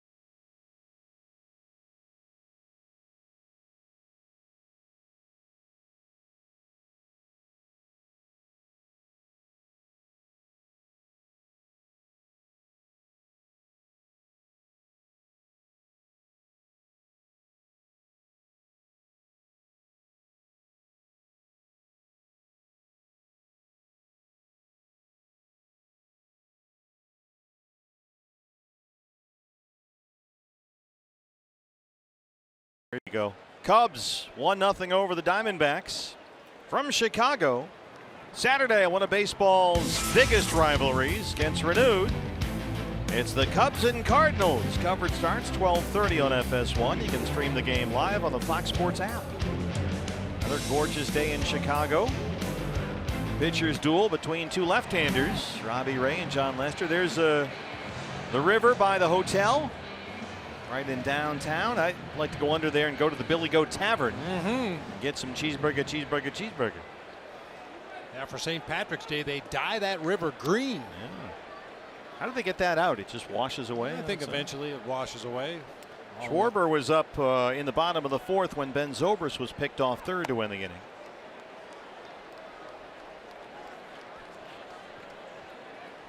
Yeah, you know, when you walk the streets, that's up and down Michigan Avenue right there. There are people from all over the world. You'll hear. Yeah. I was walking down there the other day, and it's amazing how many different languages you'll hear people speaking as they walk up and down the sidewalks. People from all over the world visiting Chicago. The Magnificent Mile. Chicago Tribune building right there. Old school and new school all in one. Yeah, one thing I would highly recommend for D-backs fans, if you ever make the trip back here to Chicago for a series, take the architectural tour. You get on a boat that goes up the river and they point out the various buildings and when they were built and why they're important. It's really entertaining, not to mention a very cool way to spend the afternoon out on the water. Robbie behind on Schwarber 3-0, and he loses him first base on balls.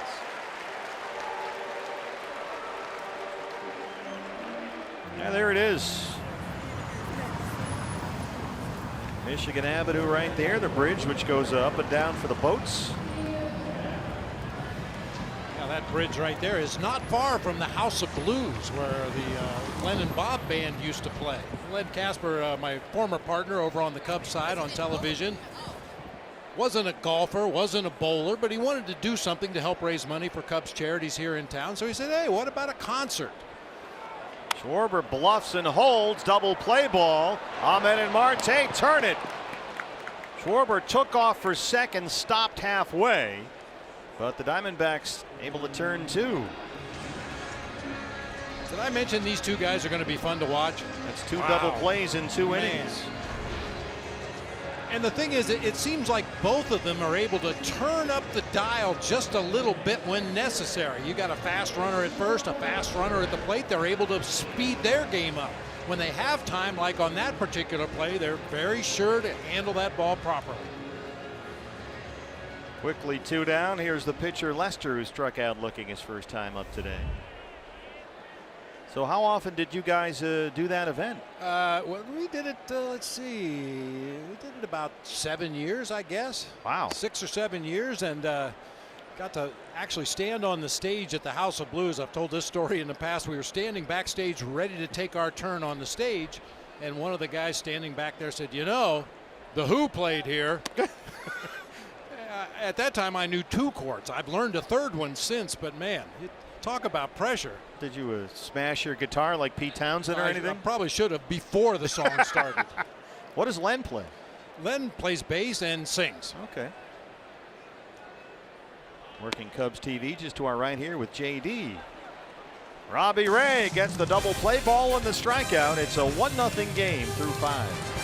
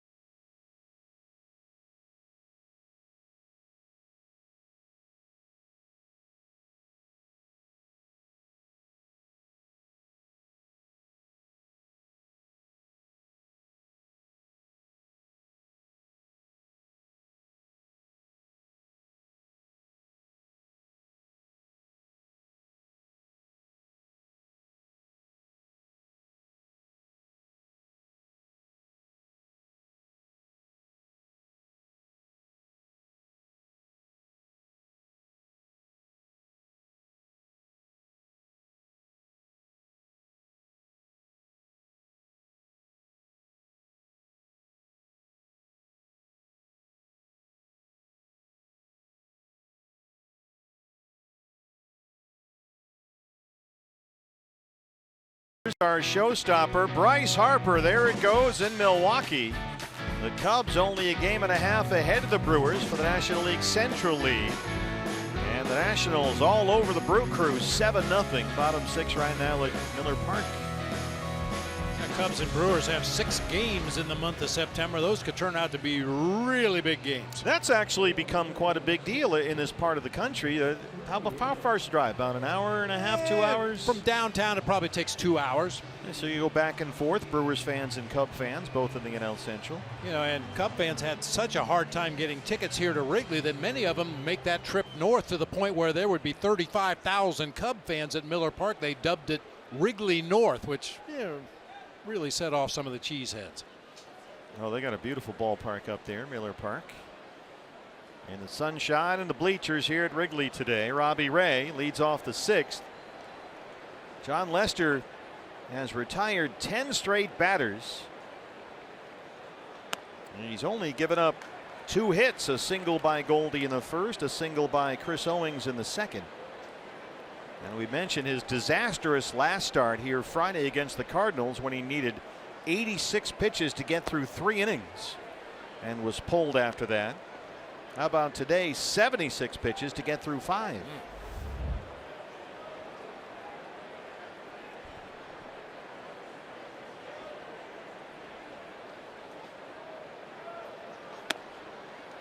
Now Lester coming off that start against St. Louis. 8 runs, 5 walks in 3 innings. He has been on point here today. Whatever mechanical problem he felt he had seems certainly like it's been corrected. His loss last Friday was his first defeat since May 23rd, and that was a 1-0 loss against Cleveland. So Lester, for 2 months from the middle of May through the middle of July, lost only 1 time. He's been that good. Well, you mentioned that month of June earlier. 5-0 record with a 1.13 ERA. He was dealing.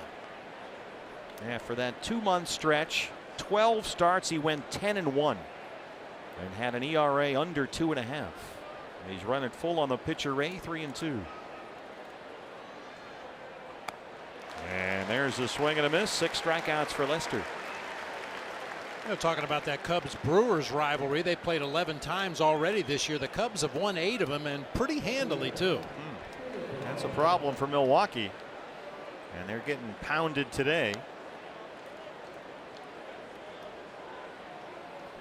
Peralta, the leadoff man, 0 for 2. Third time through the order now for John Lester.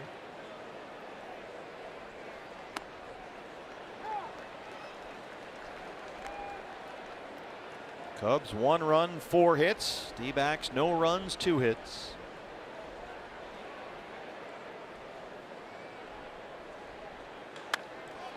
That one is by Zobrist and into center.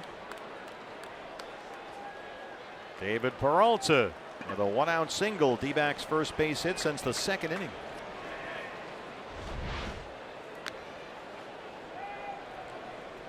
Boy, David's approach against left-handers has improved so much since he first got to the Diamondbacks at the major league level. Stays in there, keeps that right shoulder in there, doesn't give on those fastballs in, and can still cover that breaking ball away. Ketel Marte has struck out, flied out, 0 for 2.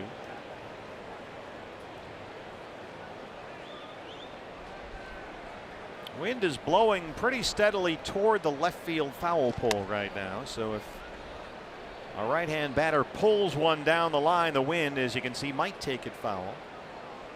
It's picked up here in the last inning or so.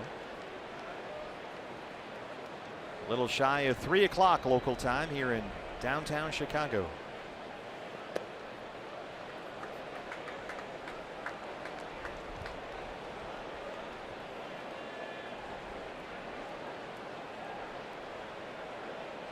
Marte's been hot lately. 8 hits, 7 RBIs in his last 7 games. He's got Peralta at first and 1 out.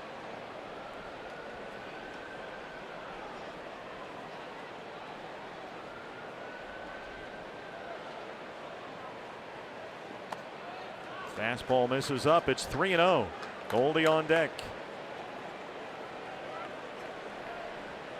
It's been a while since John Lester's had to throw pitches out of the stretch. You wouldn't think it would affect a veteran like Lester, but as we've been talking about, he's had some mechanical issues lately and perhaps in his head a little bit throwing out of the stretch. He'd retired 11 straight before Peralta's base hit. Marte shows bunt, pulls back, takes strike one.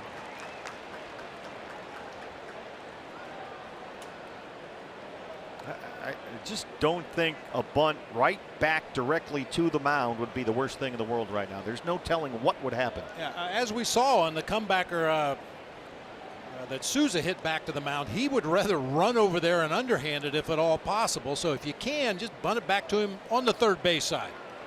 Well, he's come back with a couple of strikes, and now it's full 3-2. There's the backdoor cutter. Well, that's only John Lester's 16th pitch out of the stretch all afternoon. Goldie on deck. He's got one of the 3 D-backs hits.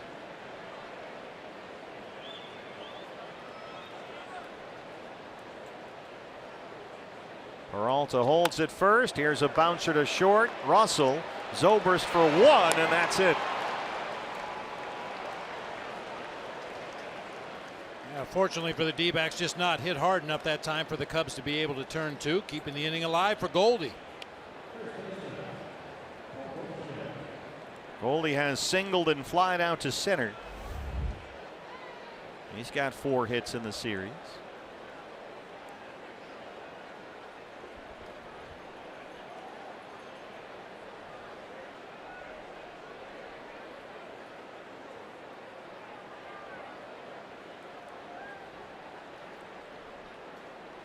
Lester at 90 pitches.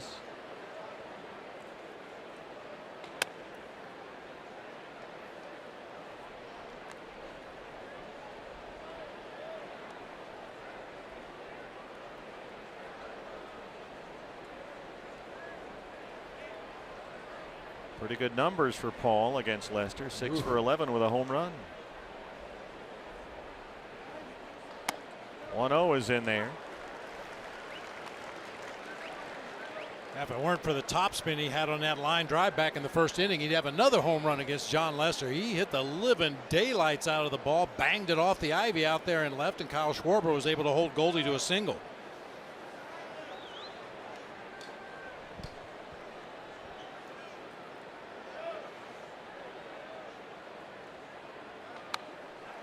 That's how Lester, who has not thrown over to the bases all year, seems to control the running game. Just a long stare down with the runner at first base. In this case, Marte, before he finally delivers to the plate.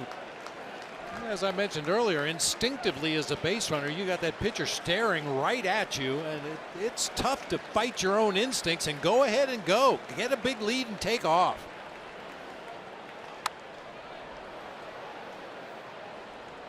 Well, like we always talk about, they really haven't, other than everybody showing bunt on the first pitch of the at-bat, tested Lester in any way. Owing stole second in the second inning, but that's been it. No big, massive leads, no taunting down there in the bases. They pretty much played it straight.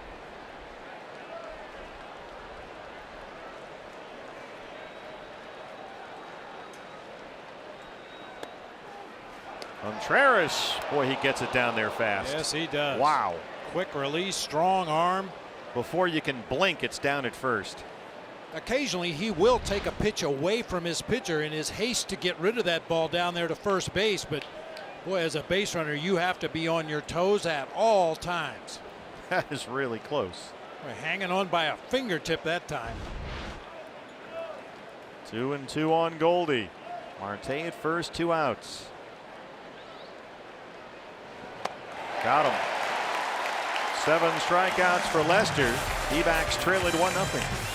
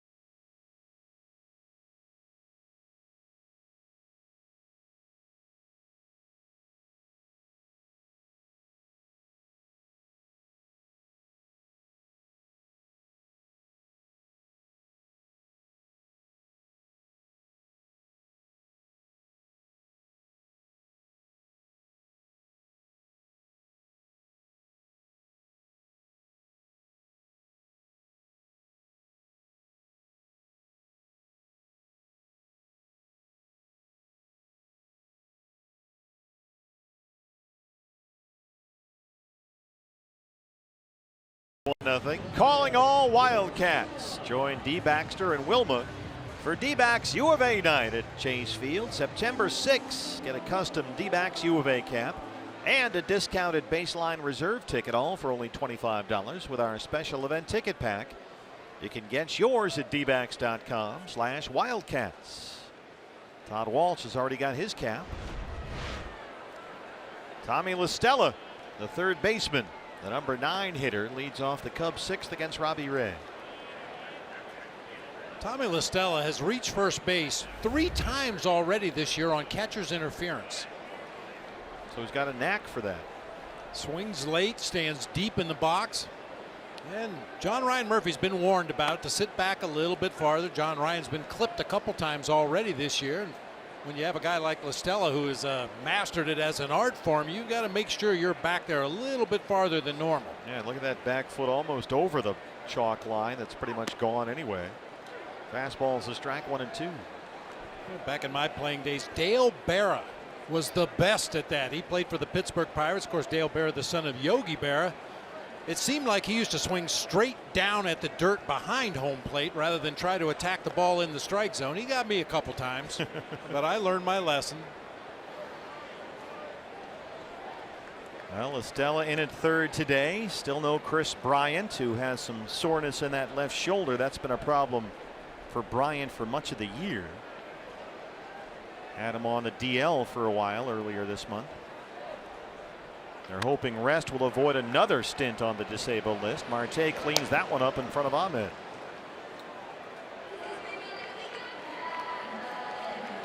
Here's the leadoff man, Anthony Rizzo. Yeah, struck out and grounded out, 0 for 2. Rizzo, we talked about this the other day, and it continues. His power numbers are way down this year. You see 12 home runs. This is a guy who's hit at least 30 homers each of the last 4 years. Right now, his slugging percentage is actually below his on-base percentage over the last 36 games. He hits a bouncer to first for Goldie. He's homered only once in those 36 games, quickly 2 down. The MLB.TV All-Star Sale is here for $39.99. Watch every out-of-market regular season game live or on demand. Your subscription includes MLB At Bat Premium, allowing you to watch live baseball on your favorite supported devices. Blackout and other restrictions do apply. Visit MLB.TV to take advantage of this sale. 2 ground ball outs in the inning for Robbie Ray. He's got 10 ground ball outs so far. A couple of double play balls turned behind him by Marte and Ahmed. Here's Almora, who has doubled twice. He scored the only run of the ball game on a Zobrist RBI single. That was back in the 4th.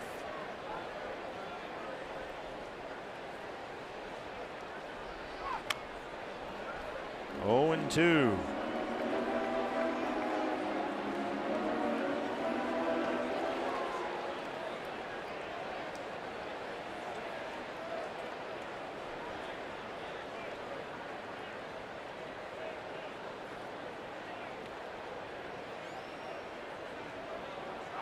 Boy, Bob, I think at this point it's hard to overstate the importance of those 2 double plays that were turned behind Robbie Ray, as he's right now trying to get through the 6th inning still at only 83 pitches. Ahmed and Marte have been spectacular here today. Well, they really have. And throw in that pickoff at third base when Ben Zobrist strayed a little too far off the bag. It's really good defense behind Robbie today. They've really helped pick him up. Ahead of Almora, 1 ball and 2 strikes. Swing and a miss. Robbie Ray, 6 strikeouts. He's through 6, but trails it 1-0.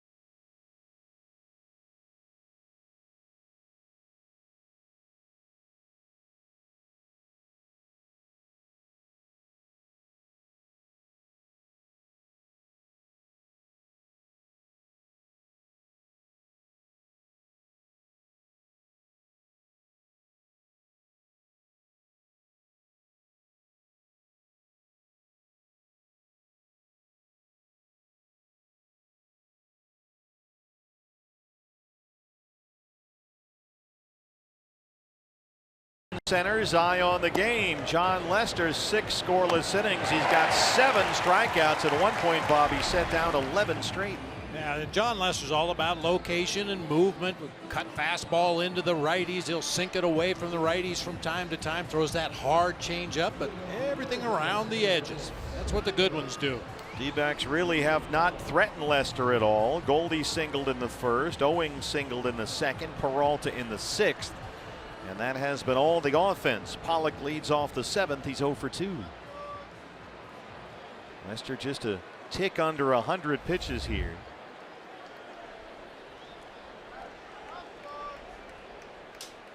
Cubs put 3 infielders on the left-hand side against AJ. Rizzo almost exactly halfway between first and second. That fastball sailed away, 1-0. Here's a look at the Chicago defense. Russell, the shortstop, back on the grass. Zobrist as well, way over there on the shortstop side of the bag at second.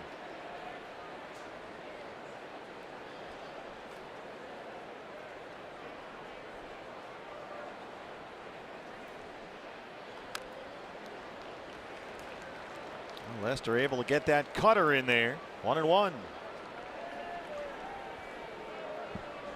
Carl Edwards Jr. starts to warm up in the Cub bullpen.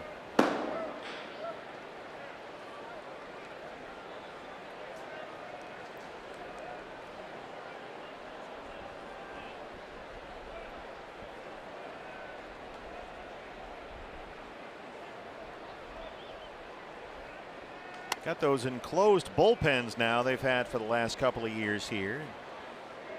You almost wonder if you're a reliever and you hear that echo of the ball slamming into the mitt, you must think, boy, I'm really throwing hard today. Really gassing today. Listen to that. Popping the mitt back there. 2-1 on Pollock.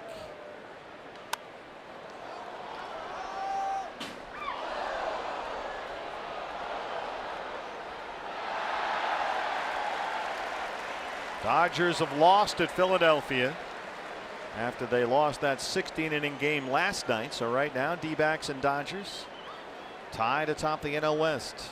Lester at 100 pitches.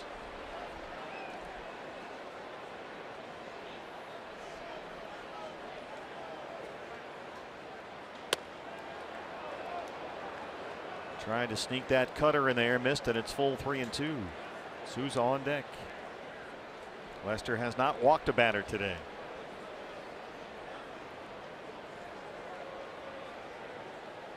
Seventh full count of the ball game.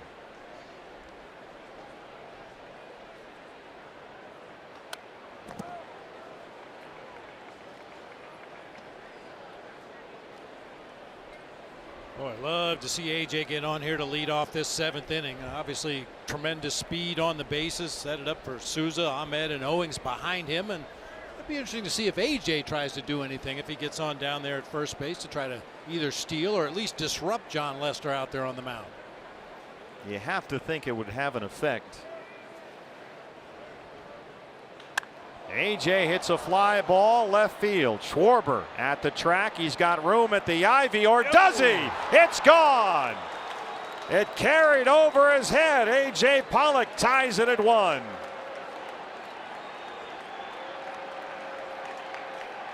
Get it, Wind. There's one for the Fighting Irish. Number 13, and it's 1-1 at Wrigley. That's the direction in which the wind is blowing, and he got just enough to get it on top of that scoreboard. Yeah, Schwarber really deked us up here in the booth. It looked like he had that one measured going back toward the ivy, but the ball just continued to carry. AJ casts it high in the air. Schwarber reaching out with that right hand up, out of room. That will be the last pitch that John Lester throws. A jumbo jack, free jumbo jack tomorrow at Jack in the Box. For the purchase of a large drink, Pollock sends Lester to the showers. We're tied at 1 in Chicago.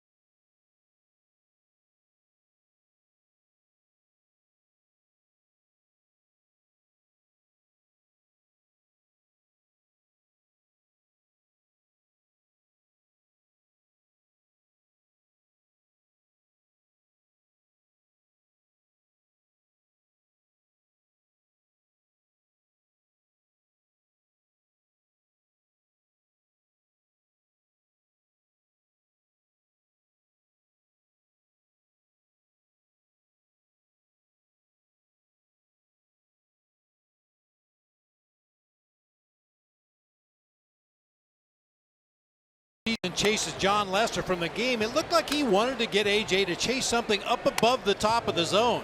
Missed badly with that breaking ball, but look where these fastballs are. Everything is up at the top of the zone. AJ just missed that one, gets another one in almost the same location and hit it out of here to left field. Our Nationwide Vision Center's eye on the game. And now Carl Edwards Jr. is on with no outs in the 7th in what is now a 1-1 ball game. Edwards 31 appearances this year, 25 have been scoreless. He'll face Steven Souza Jr. who's 0 for 2. Every time I see Carl Edwards Jr. I go back to another Rocky Bridges saying. He's listed in the Cubs media guide at 6'3", 170, which might be a stretch on the weight. Very slender and long limbs. Rocky used to say a guy like this, if he'd stick out his tongue, he'd look like a zipper. But Edwards can rush it up there. Got a big time fastball.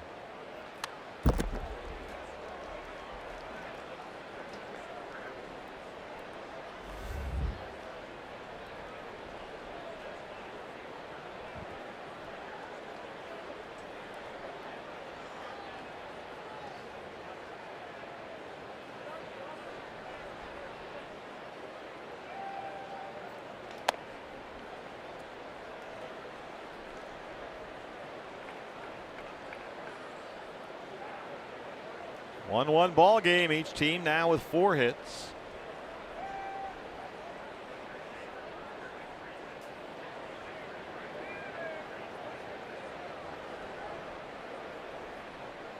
Souza coming off his 3-hit night last night. 2-2.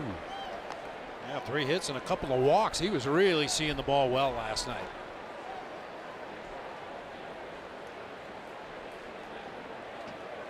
Yeah, reached base at all 5 plate appearances.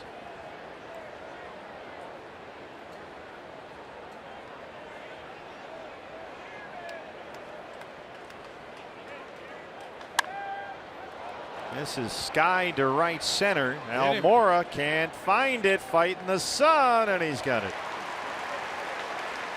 Not a cloud in the sky overhead, 1 down in the 7th. Boy, there's a real art to that. Good defenders in the outfield know how to play the sun. Play the ball off to the side, try to run around to the other side of the ball, whatever you have to do to keep that ball out of that big ball of fire in the sky. Nick Ahmed should have 2 base hits. He lined one to center. Almora made a diving catch. He blooped one to right center, and Zobrist snuck out there and stole it. So Nick 0 for 2.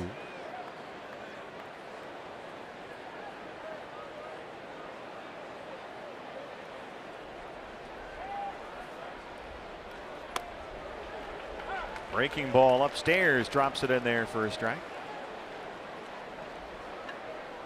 Nick in his last 20 games has 10 extra base hits and 12 RBIs. He's hitting about 300 over that stretch. It's been a nice run for him lately. Another breaking ball upstairs, sailed on him, a ball and a strike.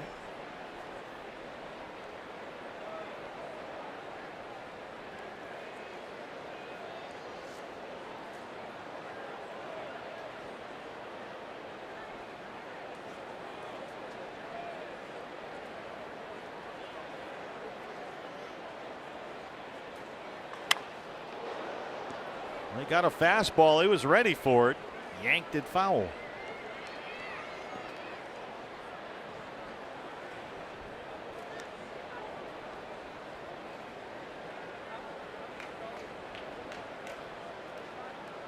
Cubs got an RBI single from Ben Zobrist in the 4th. D-backs have tied it up here in the 7th on A.J. Pollock's 13th home run this year.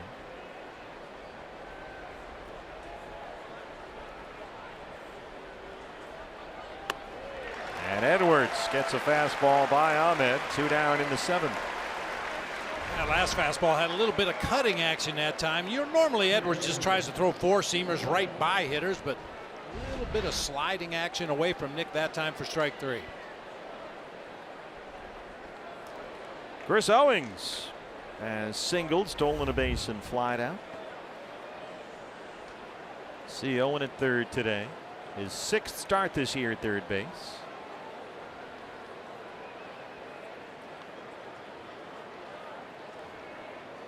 He's just been an above average defender no matter where you put him, infield or outfield, Chris Owings. Had not played any third base at the big league level before this year. But that's where they're going to get him some at bats against some left-handers in there at third. Just like John Lester today. Breaking balls, a strike, 1-1.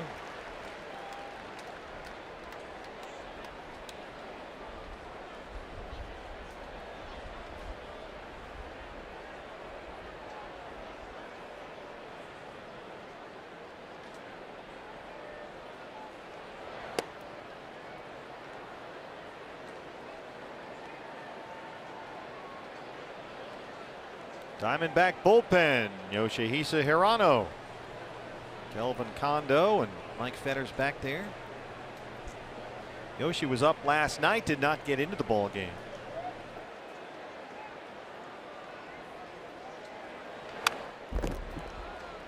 How about Archie Bradley last night? You talk about a bounce back outing after Archie imploded over the weekend. I mean, he was just flat out dominant last night.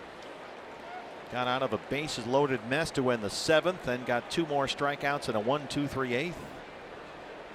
Oh, he just overpowered the Cubs last night. Everything was 96, 97, dotting the corners, up in the zone. Yeah, he was like a Charles Atlas ad in the back of the comic book, just kicking sand in guys' faces.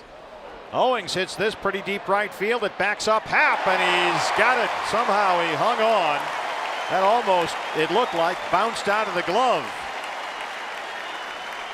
But the D-backs get the equalizer. A.J. Pollock, a high fly ball up into that wind, and it got just enough out to left field. We're tied at 1 at Wrigley.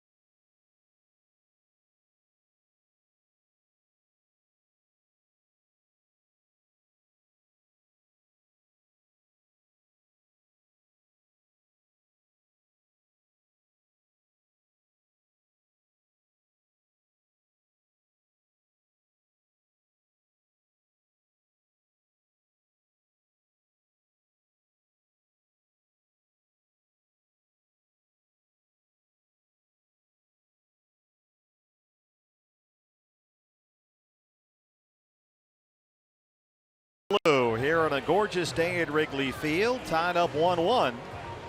Fans, D-backs season tickets for 2019 are already on sale. You'll get access to the best seats at Chase Field for the lowest price, and you can design your own plan. Choose from a full season ticket plan. You can do a half a season, series, weekend plans available as well. Log on now at dbacks.com. Ben Zobrist leads off the bottom of the 7th against Robbie Ray. Right to Nick Ahmed. And now Robbie Ray has his longest outing this year. He's gone 6 1/3. Yeah, Robbie looks a lot more like the guy we saw down in Miami against the Marlins that first start back off the disabled list, just really aggressively attacking the strike zone. He's walked 1. He's got 6 strikeouts. He's retired the last 6 he's faced. Here's the catcher Contreras, who has struck out in single. Yoshi Hirano was warming up in the bullpen a moment ago. Robbie only at 85 pitches.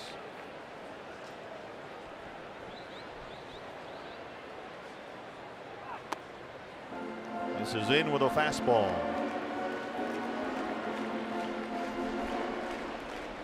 Former Cub great David DeJesus just saying, take me out to the ball game between the innings here.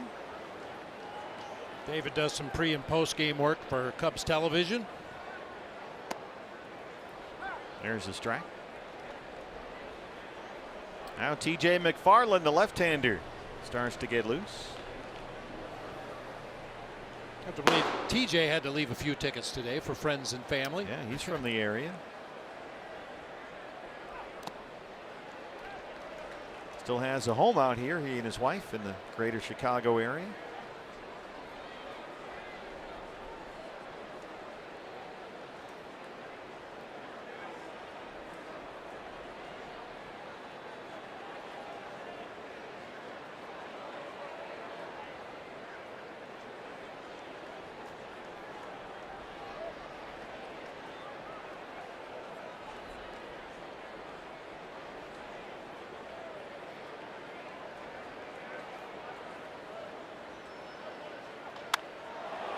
Right field, Souza.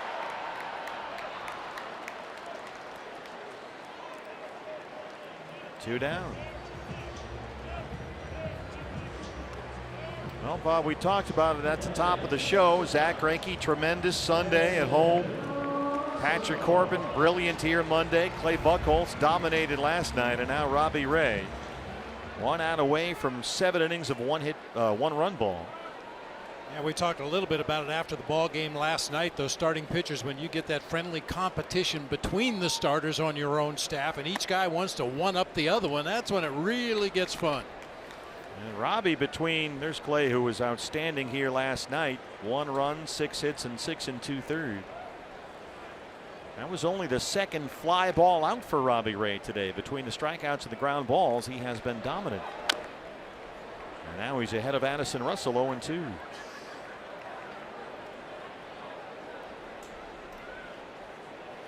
Well, with Robbie's spot due up second, he's up 91 pitches right now.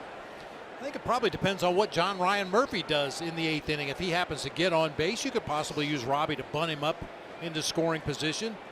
It's like Torey Lovello and Jerry Narron having that very discussion right now.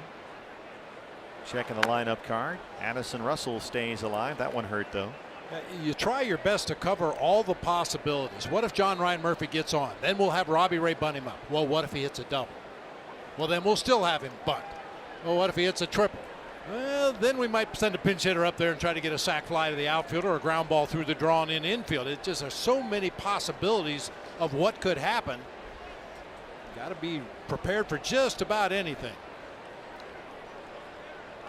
You can tell by how frequently Torey flips those cards around. He's got the lineup cards in his hand. Just keeps going back and forth. Okay, this guy, that guy, that guy, this guy. Now check, is so-and-so ready? All right, he's hitting down there. Who's up in the pen? What's he hit against lefties? What's my matchup? If I put this guy in, he'll counter with that guy. If this, then that. It's amazing. It's like a flow chart. Yeah. Sure is. You got to get hitters up and ready. You got to get pitchers up and ready. And depending on who you pinch hit for, you might need to get a defender ready to take that place on the field. Do you double switch? Is it going to be straight up? You know, that's just a lot of different possibilities for every move a manager makes. Game moves awfully fast when you get into the 7th, I bet. Because when the moment comes, you got to know, right? Yeah, well, you'd like to have everybody prepared for anything that might come your way. Not always an easy thing to do, especially when you think about Joe Maddon dealing with some injuries on his ball club. Is Baez available today? Is Chris Bryant available today? Sometimes your hands are just tied. There's only certain things you can do. You got to think about that. If you bring in, say, a left-hand pitcher, say TJ McFarland, just pick a name, you know that the possibility then exists that Maddon could pinch hit a righty, Baez or Bryant or whoever he's got back there. So if you want to keep those guys on the bench, maybe you stick with a right-hand pitcher.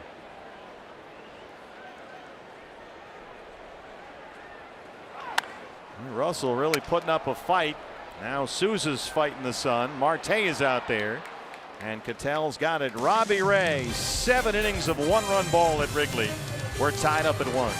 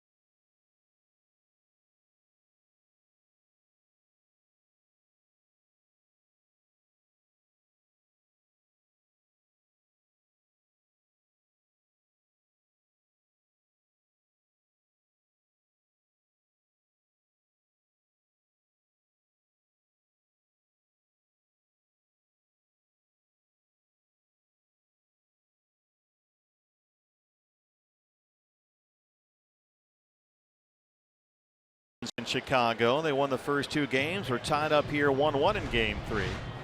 We will welcome back former D-back greats Augie Ojeda, Willie Bloomquist, Chris Snyder, a whole lot more of your favorites. It's our annual alumni game coming up next weekend, Saturday, August 4, brought to you by Sanderson Ford. Alumni game festivities start at 2 o'clock before the D-backs 20th anniversary celebration. And the game against the Giants. Check out dbacks.com/alumni. How you doing, Grandpa? I'm doing well. Yeah, my granddaughter Gemma Rose and mom and dad came to the ball game today and stopped by for a quick visit. They wanted to meet you, Bert. Oh, she's up at the top of the step. I thought they would come in and do a half an inning. Well, there's not enough room. That's not true. even for a 4-year-old. Good to see Lacey and Gemma, everybody. Murphy leads off the 8th against Edwards. Robbie Ray's spot is up next, and Daniel Descalso is in the on-deck circle. Murphy so far 0 for 2.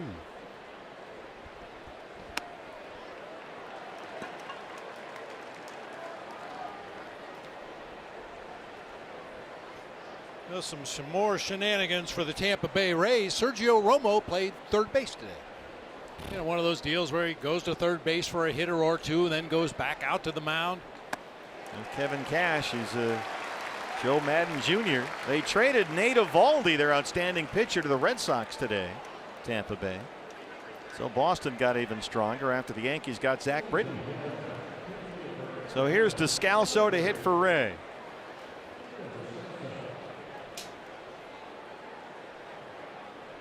Daniel batting .262, 9 homers. He walked as a pinch hitter in the 9th inning last night.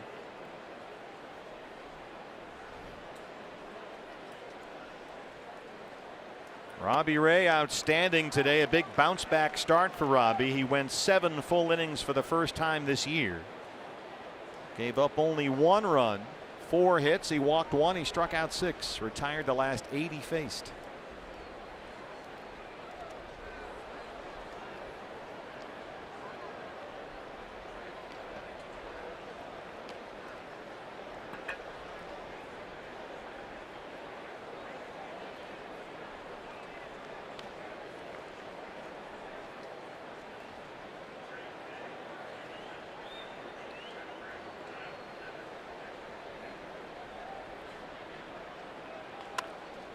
On the ground to second. Zobrist is there. Well, Edwards has set down all 5 batters he's faced. 2 down for David Peralta, who singled his last time up.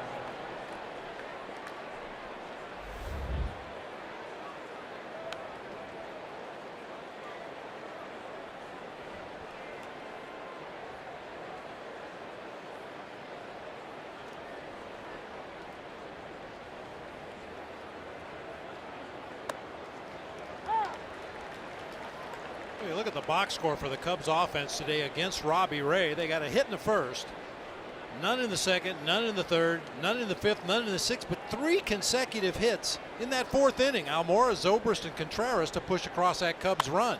Peralta trying to drop one down in left center, but Almora runs it down, and Edwards works a 1-2-3-8. Tied at 1 at Wrigley.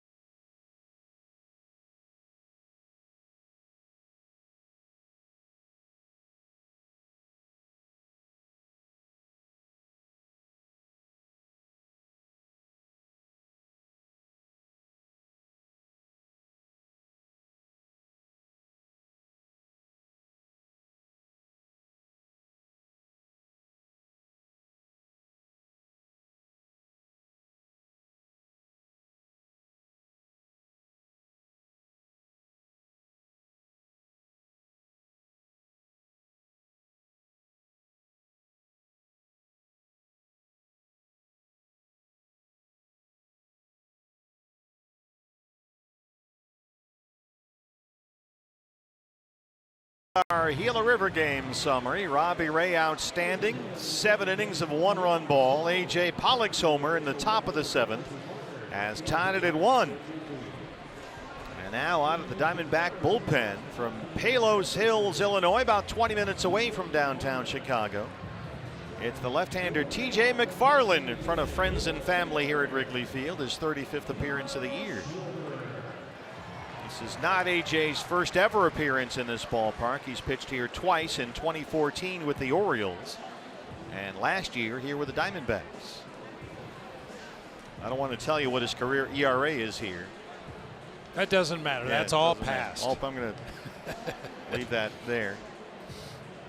And I know TJ was looking for tickets this morning, trying to get everybody in. Looks like Javier Baez is going to take an at bat here. Schwarber is the scheduled hitter. And just like we talked about in the previous half inning, when you bring in the left-hander, that lets Joe Madden counter with one of his right-hand bats off the bench. In this case, it's Baez, who left the game last night with that knee bruise after the collision with Steven Souza Jr. Baez, 293, 19 home runs.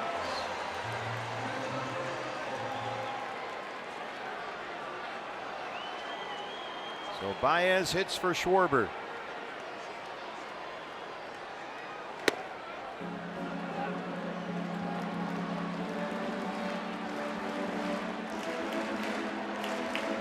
Baez was out running in the outfield before the game today, testing that bruised left knee. They held him out of the starting lineup. Little tapper, TJ's on it, got to hurry, and he throws it away. Baez gets second.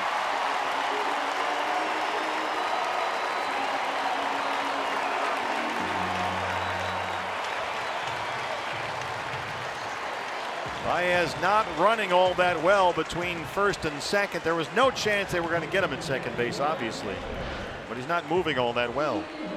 He wasn't running all that well coming out of the box either. They broke it down about halfway to first base, assuming he was going to be out. He limps across the bag and then limps all the way to second base, looking back over his right shoulder to see what Steven Souza was doing out in foul territory in right field.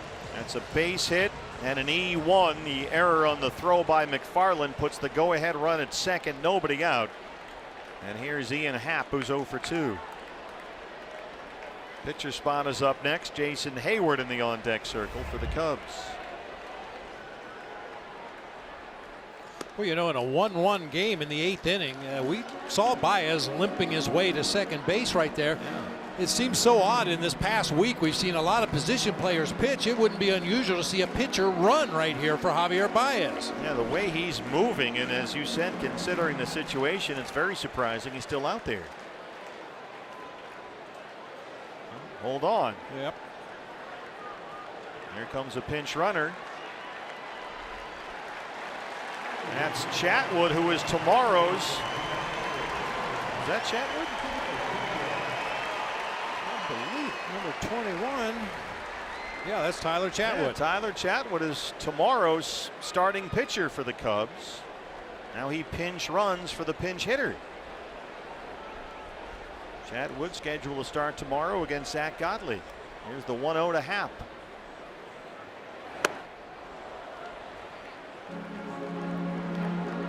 Hey, that's a little odd, isn't it? You could pick anybody down there. Why would you pick tomorrow's starting pitcher? Good question. Maybe he got his cleats on first. I guess so.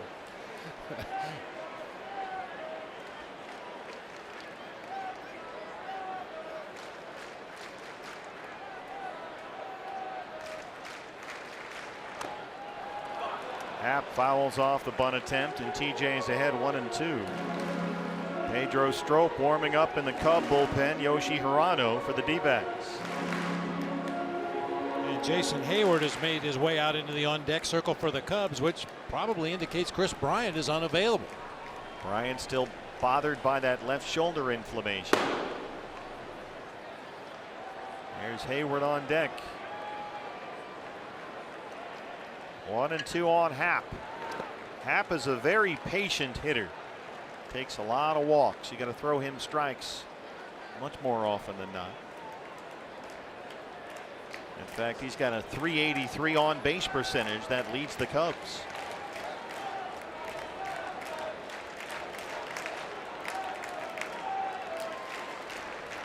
Go ahead run down there at second. Nobody out in the 8th.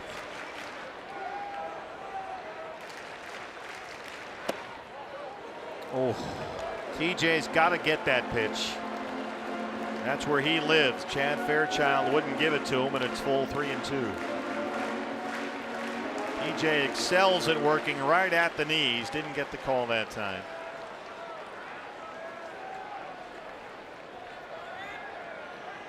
You saw his reaction. He needs that pitch.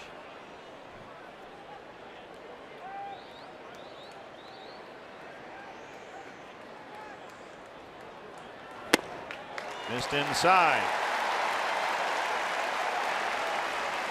A single and a walk open up the Cub 8th. Here comes Hayward to hit for the pitcher. Hayward has hit 10 points higher against left-handed pitching than against righties this year. I thought we might see him pull Hayward back and send another pitcher up there to put down a sacrifice bunt. Well, he's been announced. D-backs infielders headed to the mound. Which usually means Mike Butcher is close behind. Yeah, here he comes. Yeah, Hayward is hitting over .290 this year against left-hand pitchers. He's got 2 on and no outs in a 1-1 game.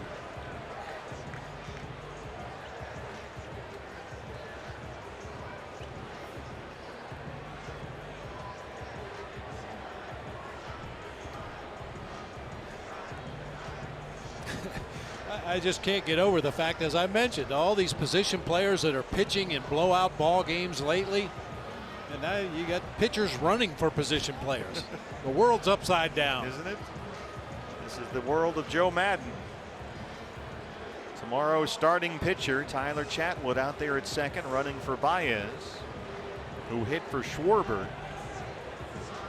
And now Hayward bats for the pitcher.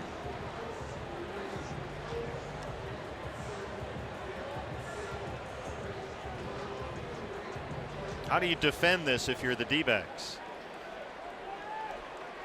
I think you have to anticipate the possibility of a bunt, lefty on lefty. As we've mentioned, Hayward hits lefties well, but 8th inning of a 1-1 game, he's put down 2 sac bunts this year.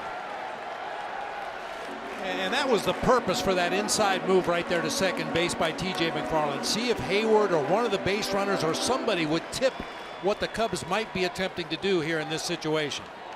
Hayward homered last night for the only Cubs run. That one off Clay Buchholz, the right-hander.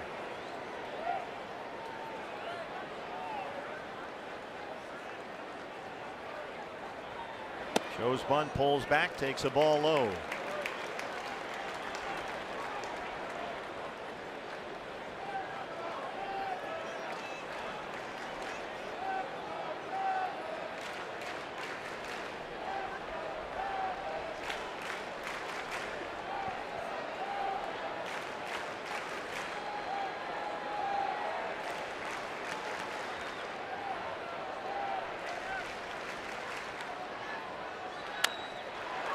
Bouncer to second. Marte. Ahmed bare hands and throws it away. Chatwood scores, and it's 2-1 Chicago. They have worked brilliantly together all afternoon long. They tried to hurry that one, a slow high chopper to second, and Nick threw it into the screen above the D-back dugout. Now, when you make just about every play, you think you can make every play. Nick with the bare-handed stop there at second base. Just didn't look like he had a great grip on that ball. Air mailed it over the Diamondbacks dugout on the right side. The way Hayward runs, he probably would have been much better served just to hang on to that one. Fielder's choice and an E6 makes it 2-1 Cubs. They get the force on Happ. Hayward moves into second as Chatwood scores. 1 out, and here's LaStella.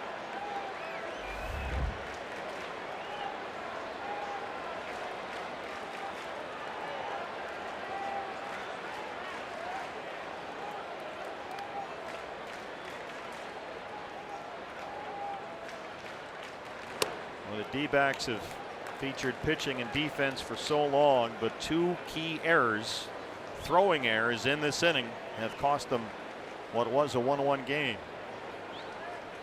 The error by McFarland, the error by Ahmed.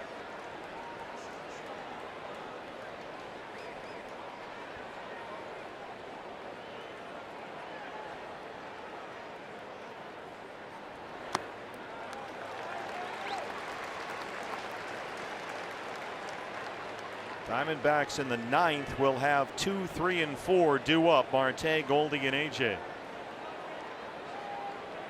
TJ trying to keep it a 1-run deficit.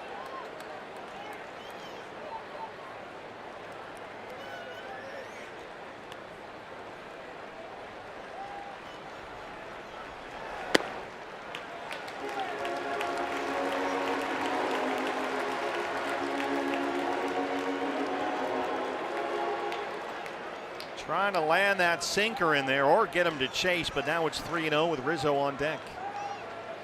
3 defenders on the right side of the infield for the D-backs. Missed with another one. His second walk in the inning.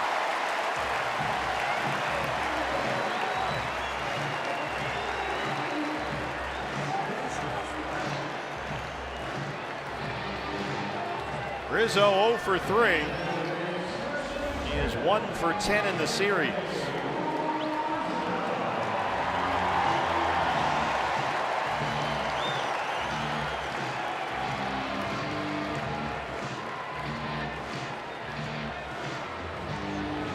Rizzo, another left-handed batter that handles left-handed pitching pretty well. He does lose some power, as you mentioned. He hasn't hit for much power this year, at least not what we're used to seeing from Anthony Rizzo, but it really has trouble hitting for power against lefties. Only 2 homers against left-hand pitchers all year for Rizzo.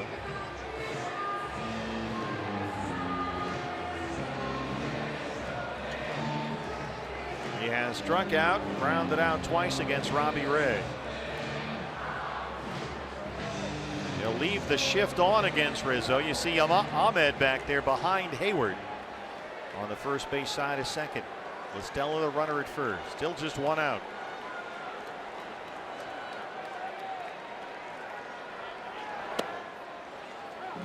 Now he gets a pitch even lower than the ones he wasn't getting earlier in the inning, but we'll take it.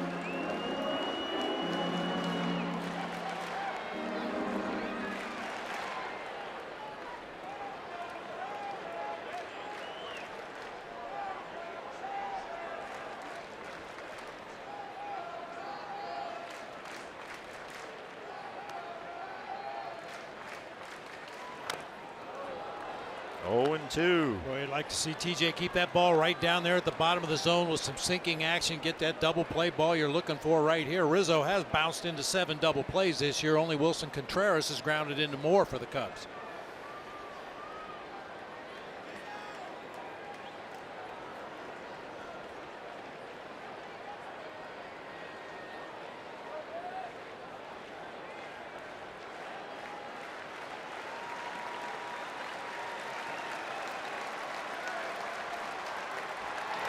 There it is. Slowly hit, but right to Nick, and he turns 2. But the Cubs, with 2 walks and 2 D-backs errors, take a 2-1 lead as we hit the 9th.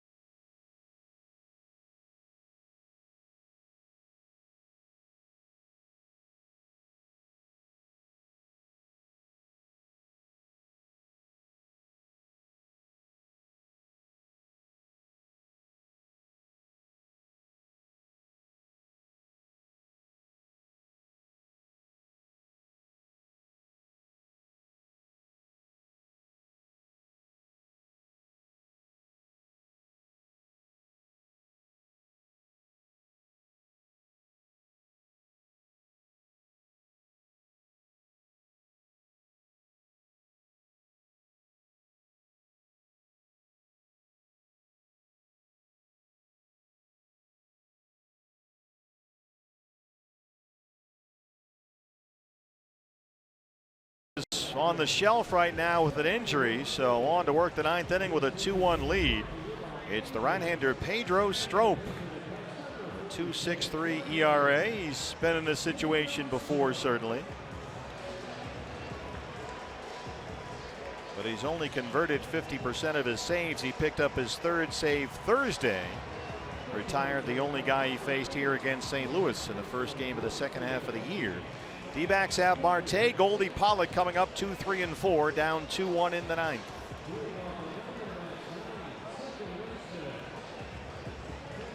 Jason Hayward will remain in the game for the Cubs. He takes over in right field. Ian Happ moves over to left. He replaces Schwarber, so the pitcher spot now 6th for Chicago. Marte will lead it off. He's 0 for 3.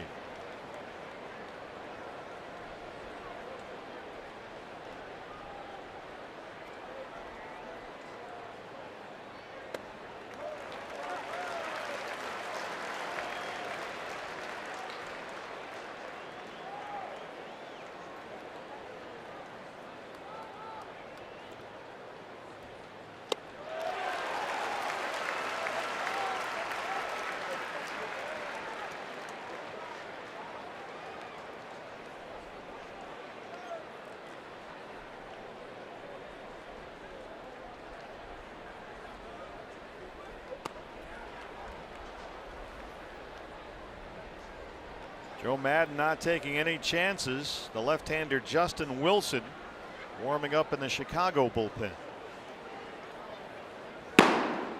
Marte down, a ball and 2 strikes. This is a fly ball deep right center. Hayward with all those gold gloves is out there, and sure enough, new guy out there. First one's right to him.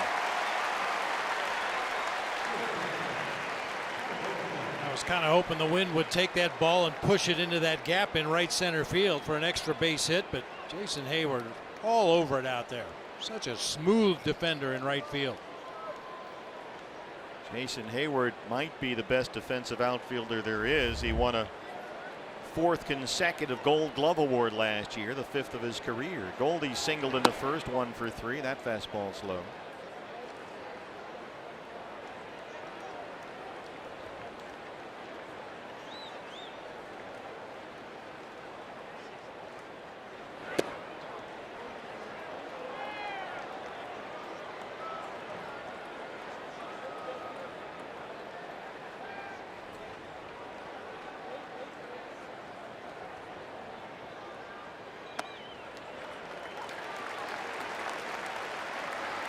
A little unusual for Pedro Strop to go to a slider in a 2-0 count, but it is Paul Goldschmidt, so I guess it's not that unusual. Usual rules might not apply. Fouls off the 2-1.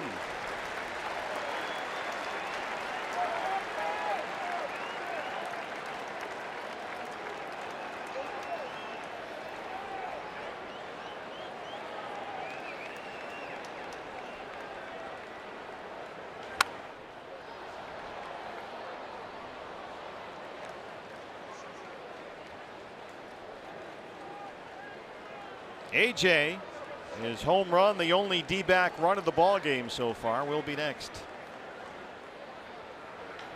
Goldie lifts the 2-2 out to right. Hayward looking up into that sun. He can't find it. It drops in, and Goldie's at second. We've watched Cubs outfielders battle that sun all afternoon long, and it's the 4-time, 5-time Gold Glover that lets one drop in. Good grinding at bat there by Goldie. Got the count in his favor quickly. Missed low with a fastball, missed away with the slider, and then in what is usually a fastball count, Strop drops a slider in there for a called strike, and then Goldie goes to work fouling off a couple of tough ones before lofting that pitch out into right field. Hayward just couldn't do anything that time to get the ball out of the sun. Anytime you see that palm up with the throwing hand, that's a sure indicator that that outfielder cannot see the ball. And once again, to his credit, as usual, Goldie did not assume anything. Run hard. There is literally not a cloud in the sky overhead. A bright sunny day. Let's see if the D-backs can take advantage. Tying run in scoring position. 1 out in the ninth. AJ homered his last time up.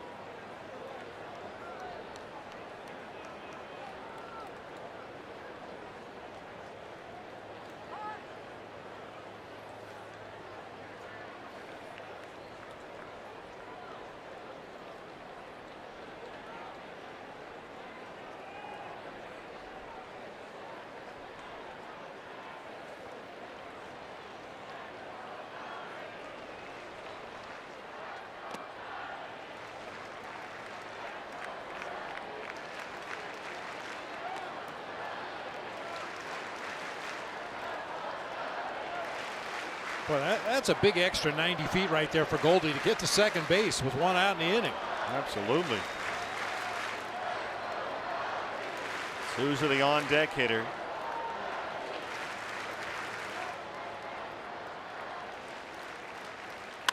AJ, short center, Almora. 2 outs.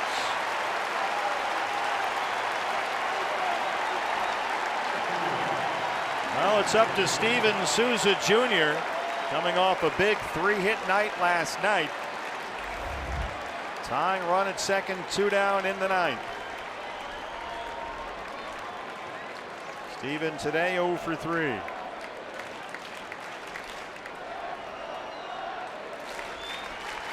They're on their feet here at Wrigley Field.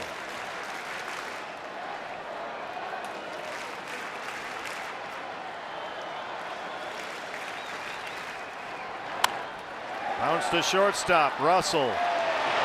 Ball game. Grove comes in, gets the final 3 outs, and the D-backs drop their first game here at Wrigley, 2-1.